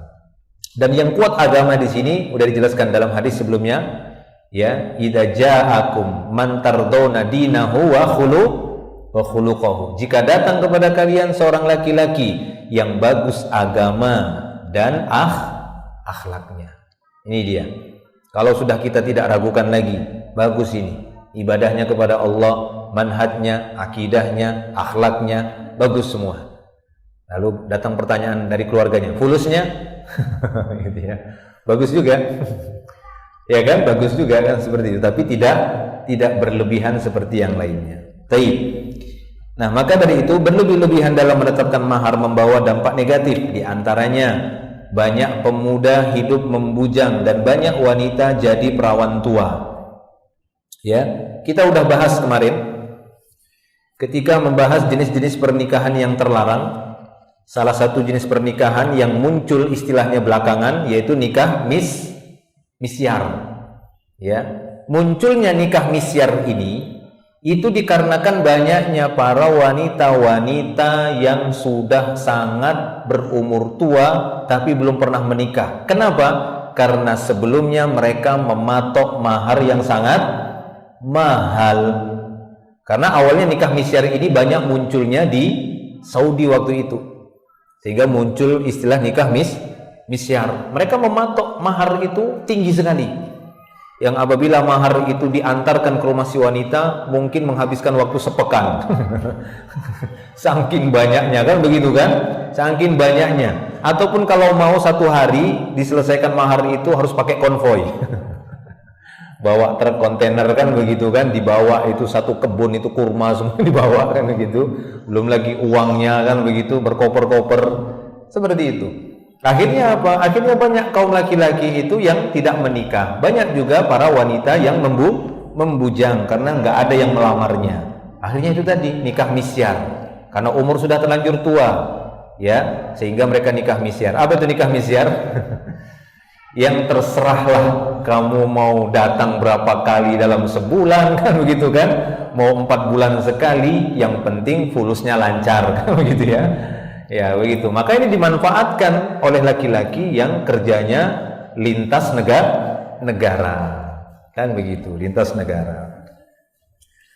Ya, sampai dulu saya dengar cerita itu ya, ada banyak yang dijadikan objek nikah misyar itu para pilot, kan begitu ya, pramugari yang dia di pesawat antar negara. Itu kadang mereka nikah misyar. Ya, mereka nikah misyar. Taib. Nah, kemudian yang kedua, mengakibatkan kerusakan akhlak saat mereka berputus asa dari menikah lalu mencari pelampiasannya. 3, muncul penyakit kejiwaan pada diri pemuda dan pemudi dikarenakan menahan keinginan biologisnya dan kandas keinginannya karena dibelenggu oleh harapan yang sia-sia. Nah, itu ya. Jadi biologis yang Allah Ta'ala berikan pada jiwa manusia, syahwat. Nah, begitu ya, ada syahwatnya itu. Sampai kita bilang itu kalau udah sampai ke ubun-ubun itu kan sakit kepala. Kan begitu kan? Nah, itu bahaya kalau itu ditahan. Dan itu akan bisa menimbulkan penyakit. Ya, penyakit pada badannya. 4, banyak anak yang tidak sudi mentaati ayah dan ibu. Mereka menolak untuk mengikuti kebiasaan dan tradisi yang dianggap baik dan mulia yang diwariskan secara turun-temurun. Akhirnya memancing anak durhaka karena menolak ya untuk mengikuti cara-cara yang udah terbiasa di tengah keluarganya. Nah, begitu ya, repot, harus proses ini, proses itu, proses ini. Sakit kepala anaknya nih, kok repot betul. Yang itu sangat berlebihan dari tata cara di dalam Islam yang memberatkan. Dia mungkin pengennya itu yang simpel saja. Yang penting laki-laki yang akan menikahinya kan udah jelas. Kan begitu kan? Udah jelas laki-laki. Gitu ya, asli, bukan palsu, bukan imitasi. Ya, terlihat dari teman-temannya, kemudian dari keluarganya, terlihat keluarga baik-baik, bagus-bagus. Laki-laki ini juga dikenal di tengah-tengah teman-temannya itu baik. Ya, teman-teman dekatnya juga memberikan rekomendasi kepadanya, ini bagus orangnya. Kan begitu. Walaupun Allah memberikan rezeki kepada dia pas-pasan, lalu ditolak oleh orang tuanya. Kenapa? Karena mungkin harus begini, harus begitu, yang berkaitan dengan harta. Akhirnya si anak pun terpancing untuk durhaka. Ya, seperti itu. Baik. Yang 5, pengkhianatan wali terhadap wanita yang berada dalam perwaliannya, yaitu menolak menikahkannya dengan lelaki sekufu yang soleh. Padahal yang datang kepadanya udah jelas, nggak ada lagi sudah seperti matahari di siang hari, udah jelas kan begitu ya, nggak tersamar lagi. Beda halnya tadi, nggak dikenal nih laki-lakinya siapa, nggak tahu, keluarganya di mana, belum tahu juga. Ya jangan dulu kasih nazar, kan begitu kan, belum jelas. Kalau udah jelas, ini kamu siapa? Saya mau nazar anaknya bapak. Loh, kamu ini siapa, kan begitu. Ya saya orang sini kan begitu. Orang sininya mana? Siapa ayahmu, siapa ibumu kan begitu. Di mana aktivitasmu sehari-hari? Ya tanyalah, nggak ada masalah kan begitu. Jangan Pak munazor. Dari mana kenalnya? Kenal di pengajian. Oh pengajian kok, atas nama pengajian. Udah panggil, nah sini ada yang munazor. Nah, jangan dulu kan begitu. Cari tahu dulu ini siapa laki-laki ini. Tapi kalau udah jelas kan begitu. Oh laki-laki ini anaknya bapak fulan ini. Bapak fulan itu pun dikenal juga dari masa kecilnya adalah orang baik. Kakeknya juga dikenal orang baik. Apa lagi? Ya, apa yang menghalangi kita? Anaknya tersebut juga laki-laki yang baik, nggak pernah berbuat masalah di lingkungannya, di tengah temannya, di lingkungan pekerjaannya juga. Mungkin dia punya jabatan yang nggak tinggi, tapi dia seorang yang jujur, ya, tidak pernah dikenal bohong, nggak pernah menipu. Ya, tapi karena kejujurannya dia justru menolak ya kadang yang lahan basah gitu kan. Dia untuk menjaga kesucian dirinya. Apalagi cuma ya masalah itu saja. Dia tidak menyanggupin kalau sekian-sekian. Sanggup enggak kalau menyediakan uang sekian-sekian kan begitu. Sanggup enggak 300 juta? Aduh, 300 juta. 300.000 ada kan gitu ya. 300.000 ada. Kan begitu. Ya, sama seperti mahar saya kan, mahar saya murah saja. Saya beli itu cuma 100.000 aja mahar saya itu ya. Kitab itu jadi mahar saya. Ya, murah. Harganya dulu 100.000 saya beli di Jogja. Mau gitu istilahnya. Sudah kan begitu jadi selesai kan begitu, enggak lama-lama. Taib. Ya, yang kelima, pengkhianatan wali terhadap wanita yang berada dalam perwaliannya, yaitu menolak menikahkannya dengan lelaki sekufu yang saleh yang disangkanya tidak mampu memberikan mahar yang banyak kepadanya karena berharap akan datang pria lain yang dapat memberikan mahar yang lebih banyak walaupun agama dan akhlaknya tidak diridhoi. Nah, ini yang bahaya. Memilih laki-laki yang bisa mendatangkan mahar yang besar tapi dari sisi agama tidak diridhoi, dan menolak seorang laki-laki yang agama dan akhlaknya itu diridhoi oleh banyak manusia tapi kurang banyak maharnya. Ini bahaya seperti itu. Ya. Makanya tadi kata Nabi SAW, ya takutlah fitnah itu. Tadi kalau ditolak seorang laki-laki yang datang udah bagus agamanya, bagus akhlaknya, tapi ditolak. Dan tidak bisa diharapkan wanita itu akan mendapatkan kebahagiaan bersamanya. Yang keenam, membebankan suami di luar kesanggupannya yang dapat mendatangkan permusuhan dan dalam hatinya terhadap istri dan keluarganya. Nah itu ya. Jadi bisa membebankan suami ya.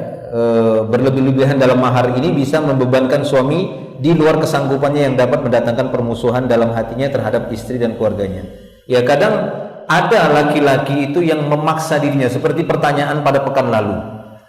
Ya, yang mana calon istrinya tersebut, yang pertanyaan seorang mu'allaf itu ya, calon istrinya itu keluarganya meminta mahar yang sangat tinggi, yang sangat mahal, yang membuat dia itu pusing kepala kan gitu. Ini nyarinya di mana, sementara dia pengen sekali menikahi wanita tadi, dia sudah jatuh cinta sama wanita tadi.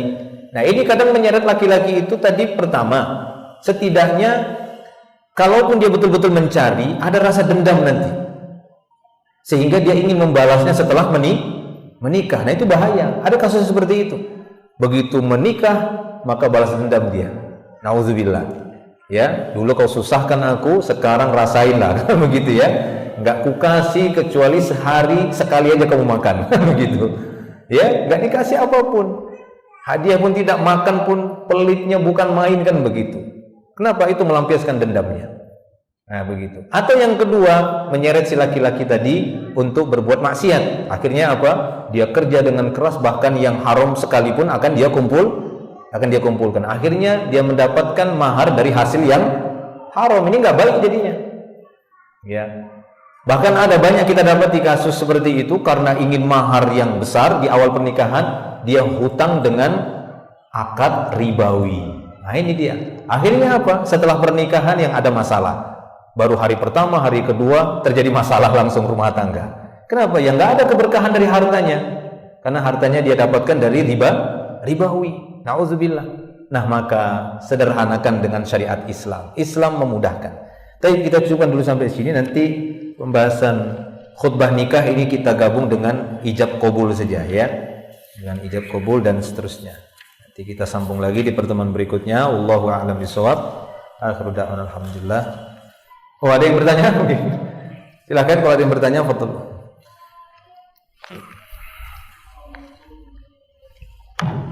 Waalaikumsalam warahmatullahi wabarakatuh.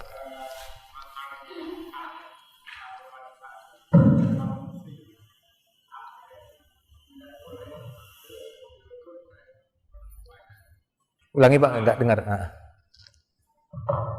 Mahar tadi itu kan hak si wanita yang akan dinikahi. Iya. Dan tidak boleh diambil oleh orang tuanya. Nah di sisi lain, kalau di Indonesia atau dari mahar itu ya cukup kalau mahal, tapi biaya walimahnya itu mahal. Katakanlah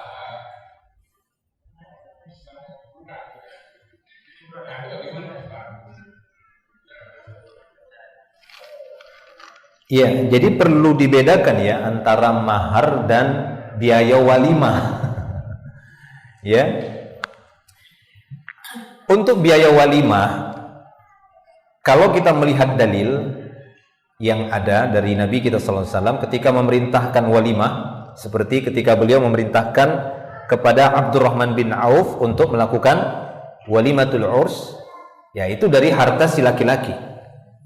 Ya, dari harta ini aslinya, kecuali dari pihak wanita mau berta'awun. Ya, karena memang untuk untuk menjalin hubungan keluarga yang baik, kan begitu. Tapi kalau misalnya dari si pihak wanita pun kami nggak mau mengeluarkan sepeser pun, kan begitu. Semua dibebankan kepada laki-laki. Ya, ini sebenarnya dikembalikan kepada si calon suami. Kan begitu kan? Si calon suami. Kemudian itu tadi dari pihak istri ataupun calon istri ini mau menerima ataukah tidak. Kan begitu. Misalnya tadi mahar udah dijelaskan. Maharnya apa? Maharnya cincin. Nah, seperti itu kan? Seberat 10 gram misalnya. Itu sebagai mahar. Nah, kan setelah itu kan biasanya kita pembicaraan walimatul urs. Nah, untuk walimah nanti rencananya bagaimana? Kan dari laki-laki itu menyampaikan, saya sanggupnya itu cuma ngasih 1 juta. Misalkan begitu kan, cuma sanggupnya itu 1 juta. Kan begitu. Nanti ya disesuaikan saja, kan begitu. Kalau memang si laki-laki yang diserahkan untuk membuat acara walimah, ya udah serahkan kepada laki-laki. Artinya ini hukum asalnya itu kan laki-laki tanggung jawabnya, bukan dari pihak wanita. Walaupun kita di Indonesia ataupun di sebagian tempat urfnya itu untuk acara walimah ataupun yang mengurusi walimah itu atau pesta biasanya dari pihak wanita, kan begitu ya, mempelai wanita. Itu urfnya seperti itu, urfnya kita. Ya nggak apa-apa sih, karena dari Nabi kita SAW tidak ada, maksudnya tidak ada perintah yang menunjukkan itu harus dilakukan oleh keluarga laki-laki. Tapi secara dalil memang itu sumber dananya, kan begitu, asalnya dari laki-laki. Karena perintah Nabi tadi kepada Abdurrahman bin Auf, Nabi mengatakan bahwasanya aulamta, kamu udah walimah belum ya Rasulullah? Ulim walau bisyatin, kata Rasulullah. Walimah lah walaupun hanya seekor kambing saja. Ya, ada nggak kambing 1 juta? Ada di Jawa. Enggak kapan enggak ada ya, gitu ya. Jadi seperti itu. Jadi itu memang terpisah, beda tadi ya. Kita bukan membahas tentang biaya-biaya yang sampingan tadi gitu ya, atau walimatul urs, tapi yang kita bahas tadi adalah mahar, ya. Yang kita bahas tadi adalah maharnya si wanita, yang itu menjadi miliknya si wanita, bukan milik keluarganya si wanita, bukan milik ayah ibunya. Nah, gitu ya jelasnya. Nah, setelah itu, setelah mahar ini sudah tegas, sudah jelas, kemudian bagaimana dengan uang hantaran, jujuran, kan begitu ya. Itu kan urfnya kita. Biasanya itu dipakai untuk apa? Biasanya kan untuk acara walimah kan? Iya, biasanya setahu saya itu untuk acara walimah tadi. Ya berarti itu masuk kepada acara walimah, kan seperti itu. Beda halnya tadi, mungkin ada sih saya dapati sebagian itu yang memang punya kelebihan harta, dia pisah. Itu lebih jelas bagi keluarga wanita untuk mengalokasikan dananya. Karena masalah harta ini jangan sampai kena horor juga kita. Jangan sampai kita mengalokasikan harta itu bukan pada akadnya, itu berdosa nanti orang tuanya. Gitu ya, orang tua si wanita juga nanti bisa kena dosa. Nah, kan begitu. Makanya harus jelas ketika harta itu datang kemudian serahkan, itu untuk siapa? Itu untuk apa? Nah, itu kan akad namanya. Akad serah terima itu kan dalam Islam itu harus jelas. Ya, dan itu dibahas dalam bab-bab muamalah. Ada istilahnya, ada hadiah. Kalau dia nominalnya kecil itu hadiah, kalau nominalnya besar itu hibah. Hibah itu juga yang paling rajih adalah nggak boleh lebih dari 1/3 harta yang kita miliki. Ya kan? Hibah itu juga sifatnya bukan pada keluarga, tapi boleh kepada di luar keluarga. Apakah itu sedekah? Ada semuanya. Apakah itu nafkah, infak? Nah, itu semuanya ada. Apakah itu waris? Ya, apakah itu wakaf? Nah, itu kan beda semuanya itu. Itu ada akad. Jangan-jangan dia bawa uang 100 juta ternyata mau wakaf. Ya kan gitu kan? Wakaf apa kan begitu kan? Bangun masjid di tanah sebelah gitu ya, yang kosong. Jelaskan dulu. Jadi kalau bisa dijelaskan. Ada sebagian itu yang lebih waspada, dia datang, ini mahar, ya, ini hadiah untuk si calon istrinya. Nah, itu bukan mahar. Ya, ini untuk walimah. Gitu ya. Ada yang terkadang dia bawa barang-barang kan begitu kan? Nah, itu kan sifatnya apa? Hadiah. Nah, biasanya itu hadiahnya itu kan untuk keluarga. Ayah atau ibu dari si wanita. Nah, itu haknya mereka. Kalau bisa lebih dijelaskan. Ya, lebih dijelaskan. Dalam rumah tangga pun sebenarnya harus begitu. Ya, harusnya seperti itu ya. Hampir mirip seperti yang pernah kita dibahas oleh Ustadz Nur Azmi gitu ya. Jadi hampir mirip seperti perusahaan, walaupun nggak benar-benar mirip. Artinya nggak harus pulang-pulang atau setiap bulan, akhir bulan suami, mana semua laporan pengeluaran dalam bentuk tertulis biar saya tanda tangan, kan nggak harus begitu juga gitu ya. Tapi jelas alokasi dana itu ya, dan itu sebenarnya melatih anak-anak kita supaya mereka punya manajemen, kan begitu kan? Ya, Islam itu atau kaum muslimin itu harus rapi sebenarnya, punya manajemen yang rapi, manajemen keluarga, keuangan yang rapi. Kenapa? Karena masalah harta ini kan hisab, udah sering kita dengar. Masalah harta sampai seberat zarrah pun akan dihisab. Antara suami istri itu akan ada hisab harta. Jangan dikira nggak ada. Nggak bisa sembarangan, ini hartaku. Mana bisa seperti itu? Mana bisa seperti itu sembarangan mengatakan ini hartaku, walaupun itu antara suami istri, walaupun itu antara ayah dan anak. Ya, taib. Kecuali memang hal-hal yang memang udah dilonggarkan ya oleh syariat. Taib. Jadi lebih baik seperti itu. Lebih baik seperti itu. Nah, kalau misalnya tidak ada keterangan yang jelas seperti itu, cuma mahar, kemudian dia tiba-tiba bawa uang 100 juta dan ada ayam 20 ekor kan begitu kan? Ini kan biasanya urfnya, biasanya itu untuk apa? Untuk walimah kan begitu ya. Nah, itu semua dialokasikan untuk walimah. Ya, walimah seperti itu. Taib. Kalau bisa saran saya minta kejelasan. Karena saya khawatir itu nanti semacam apa ya, bisa memunculkan permasalahan.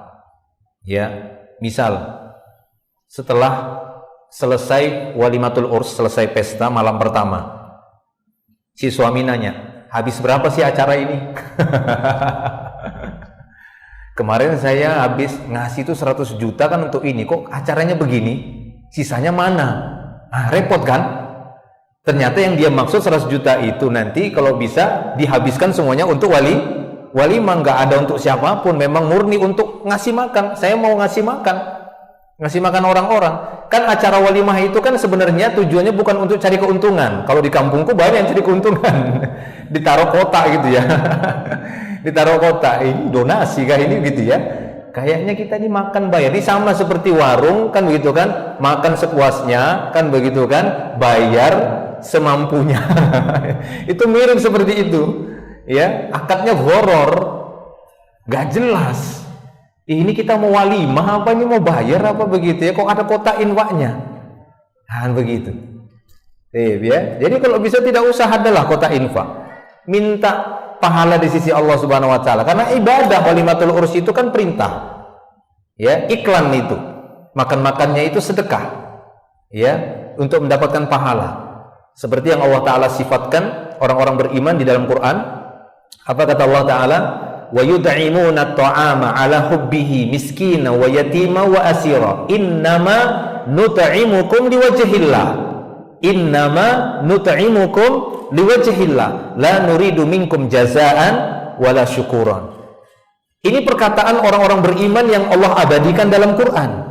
Kami ngasih makan kalian semata-mata mengharapkan wajah Allah nanti di surganya. Kami nggak ingin jaza, nggak ingin dibalas, wala syukuron, tidak ingin ucapan terima kasih. Silahkan kalian makan, ini pesta kami sebagai iklan. Sebenarnya kan walimatul urs itu kan iklan bahwa si wanita dan si laki-laki ini sudah boleh berdua-duaan, kan begitu. Karena kalau tanpa walimah, makanya Nabi menegur Abdurrahman bin Auf gara-gara di pakaiannya ada parfum wanita. Dia tertuduh berzina. Nah kan begitu kan. Apa ini kata Nabi? Kok ada parfum perempuan? Aku udah nikah ya Rasulullah. Rasulullah tidak tahu. Maka Rasulullah tanya, udah walimah? Belum. Oh walimah. Nah para ulama mengatakan walimah itu iklan sambil makan-makan. Nah kan begitu. Nah makan-makannya itu adalah bentuk sedekah, cari pahala. Innama nut'imukum liwajhillah, ingin mencari wajah Allah, bukan mau cari ini kan gitu, bukan mau cari untung. Nah, kan begitu kan, bukan mau cari untung. Nah seperti itu. Yang dibanyakkan kuahnya, dibesarkan kotaknya. Ya kan seperti itu. Itu jangan ya. Itu kebiasaan-kebiasaan di tempat kita yang ya saya akui, saya beberapa kali waktu kecil itu sering ikut bantu-bantu seperti itu. Kadang itu jadi bahan pertengkaran, kadang jadi bahan ejekan, kadang jadi bahan tajassus. Tahu tajassus ya? Memata-matai orang yang ngasih hadiah amplop. Iya. Ya, jadi mata-matai. Ini amplopnya si Fulan. Berapa sih dia ngasih gitu? Dikit, awas nanti kalau dia buat acara gitu kan. Nggak kan saya kasih banyak kan begitu kan, saya kasih cuma 1.000 aja amplopnya itu saya lem sekuat-kuatnya gitu ya. Ya jadi kerusakan kan begitu. Kembalilah ke Islam kan begitu. Tujuannya walimah itu ngasih makan saudara kita sambil sekaligus iklan, ya kan begitu kan, iklan. Nah begitu. Baik ya Pak ya, bisa ya dipahami ya. Nah demikian. Allahu a'lam bishawab. Banyak memang yang harus kita perbaiki gitu ya, maka ya pelan-pelan lah berusaha untuk menjelaskan itu.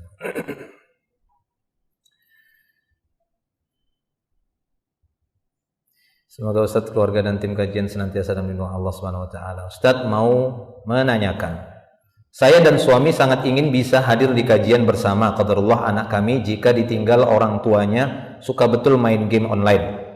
Akhirnya suami mengalah, tidak hadir kajian dengan alasan tidak ada yang mengawasi anak-anak di rumah. Pernah hadir kajian bersama anak kami, akhirnya melanggar aturan yang sudah disepakati bersama atau tidak main game tertentu. Mohon nasihatnya Ustaz. Ya, memang begitu. Sudah pas sebenarnya seperti itu. Ya, hendaknya berbagi tugas dan berbagi ilmu. Ya. Pernah dulu di zaman Nabi ada 2 orang bersaudara, yang satu memang lebih aktif bekerja, ya, jadi hartanya lebih banyak. Yang satu lebih aktif belajar sama Nabi, datang ke majelis Nabi. Satu hari saudaranya ini agak sedikit ngeluh, kan begitu kan? Kenapa? Dia mungkin menganggap lebih baik dari saudaranya tadi itu yang belajar, tapi dia yang biayai, karena nggak sempat kerja, ya. Dia nggak sempat kerja, jadi dia yang biaya ini, saudaranya ini, bersaudara, ya, satu ayah kan begitu kan, senasab. Satu hari dia datang mengeluh kepada Nabi SAW tentang aku nih yang biayai dia terus, dia enak belajar kan begitu kan, dia belajar, aku kerja sana kerja sini membiayai dia. Apa jawaban Nabi SAW? La'allaka turzaqu bih, kata beliau. Tahukah kamu, barangkali rezekimu itu diluaskan Allah itu dengan sebab dia. Jadi jangan menganggap bahwasanya kesuksesan kita itu memang kehebatan kita. Sombong itu namanya. Bisa jadi kesuksesan seorang suami itu doa istri, bisa. Karena baiknya istrinya, bisa. Bisa jadi kesuksesan seorang suami itu doa ibunya, kan bisa saja kan begitu. Karena ibunya yang solehah juga, dia punya ibu yang solehah juga, bisa. Bisa jadi kesuksesan seorang itu karena membantu para penuntut ilmu, karena dia nyumbang pondok pesantren, Allah mudahkan usahanya, bisa. Itu nggak tahu kita rahasia Allah. Artinya nggak ada kita yang sukses itu kemudian kemampuan dari diri kita sendiri. Ya, maka Nabi mengatakan la'allaka turzaqu bi. Nah, jadi butuh memang kerjasama dalam hal menuntut ilmu juga ya seperti itu. Bergantian saja. Mana memang yang lebih layak nanti di suatu kajian, ayahkah atau si ibu, suami ataukah istri, kan begitu. Kalau memang ini kajian lebih khusus untuk wanita, ya si bapak ngalah lah, kan begitu kan, jagain anaknya supaya anaknya itu bisa terkendali, tidak menghabiskan waktunya itu dengan ya bermain game tadi. Boleh bermain game tapi dengan dipilih gitu ya, tapi batasi waktunya. Ya, itu latih anak-anak kita tuh latih, bukan nggak bisa. Anak saya saja bisa kok, insya Allah, kan begitu. Bisa, ya, bukan tidak bisa. Ya, bisa dilatih. Kita kasih batasan, kita kasih mereka supaya amanah waktu. Lebih dari sejam matikan. Nah, nanti mereka terbiasa. Begitu sejam dia matikan, dia kembalikan. Nih, Abi, HP-nya. Udah selesai, udah, gitu ya. Jadi terbiasa seperti itu. Karena kita nggak biasakan melatih mereka untuk tertib dalam waktu. Melatih itu sebenarnya melatih mereka untuk amanah, kasih tugas-tugas yang ada batasan waktu. Itu melatih. Nah, begitu dia caranya, ya. Kenapa saya katakan bisa ya? Karena saya sudah coba kan begitu kan, langsung saya praktekkan dengan anak saya yang 3 kan begitu. Bukan 1 saja, udah 3 gitu. Itu saya meneliti kan begitu kan. Saya uji coba juga. Jadi bahan percobaan anak saya gitu ya. Saya coba langsung apa yang saya dapat dari para ulama. Seperti bagaimana cara dapat anak laki-laki, yang kedua pengen perempuan, yang ketiga pengen laki-laki lagi, pengen lebih mirip saya daripada istri gitu ya. Itu ada kajiannya oleh para ulama. Ya, dengan izin Allah bisa berhasil, dengan izin Allah Ta'ala juga ya terlincir kan gitu ya. Meleset, banyaknya ke istri kan begitu kan. Wah, ternyata cewek kan begitu. Tapi bisa memang itu diusahakan seperti itu. Taib. Jelas ya? Jadi ya bergantian saja, nggak apa-apa. Nanti setelah pulang di-share kan begitu ya, di-share, berbagi ilmu. Taib. Cik. Semoga bisa dapat nasihatnya ya. Berikutnya apabila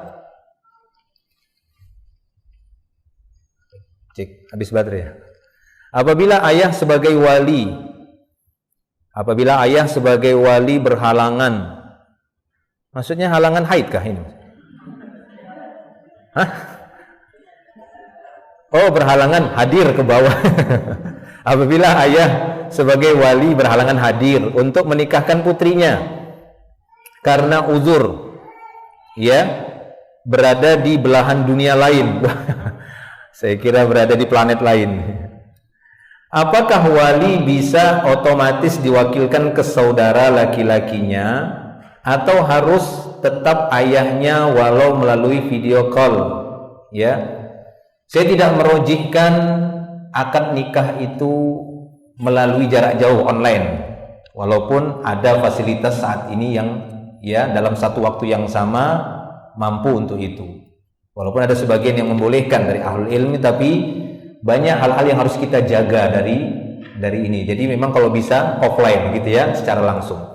Kalau memang seorang ayah dari wanita tadi, ayah kandungnya sendiri tidak ada, maka tadi bisa solusi ataupun berpindah kepada wali-wali berikutnya yang sudah kita bahas tadi. Setelah ayah nggak ada, kemana?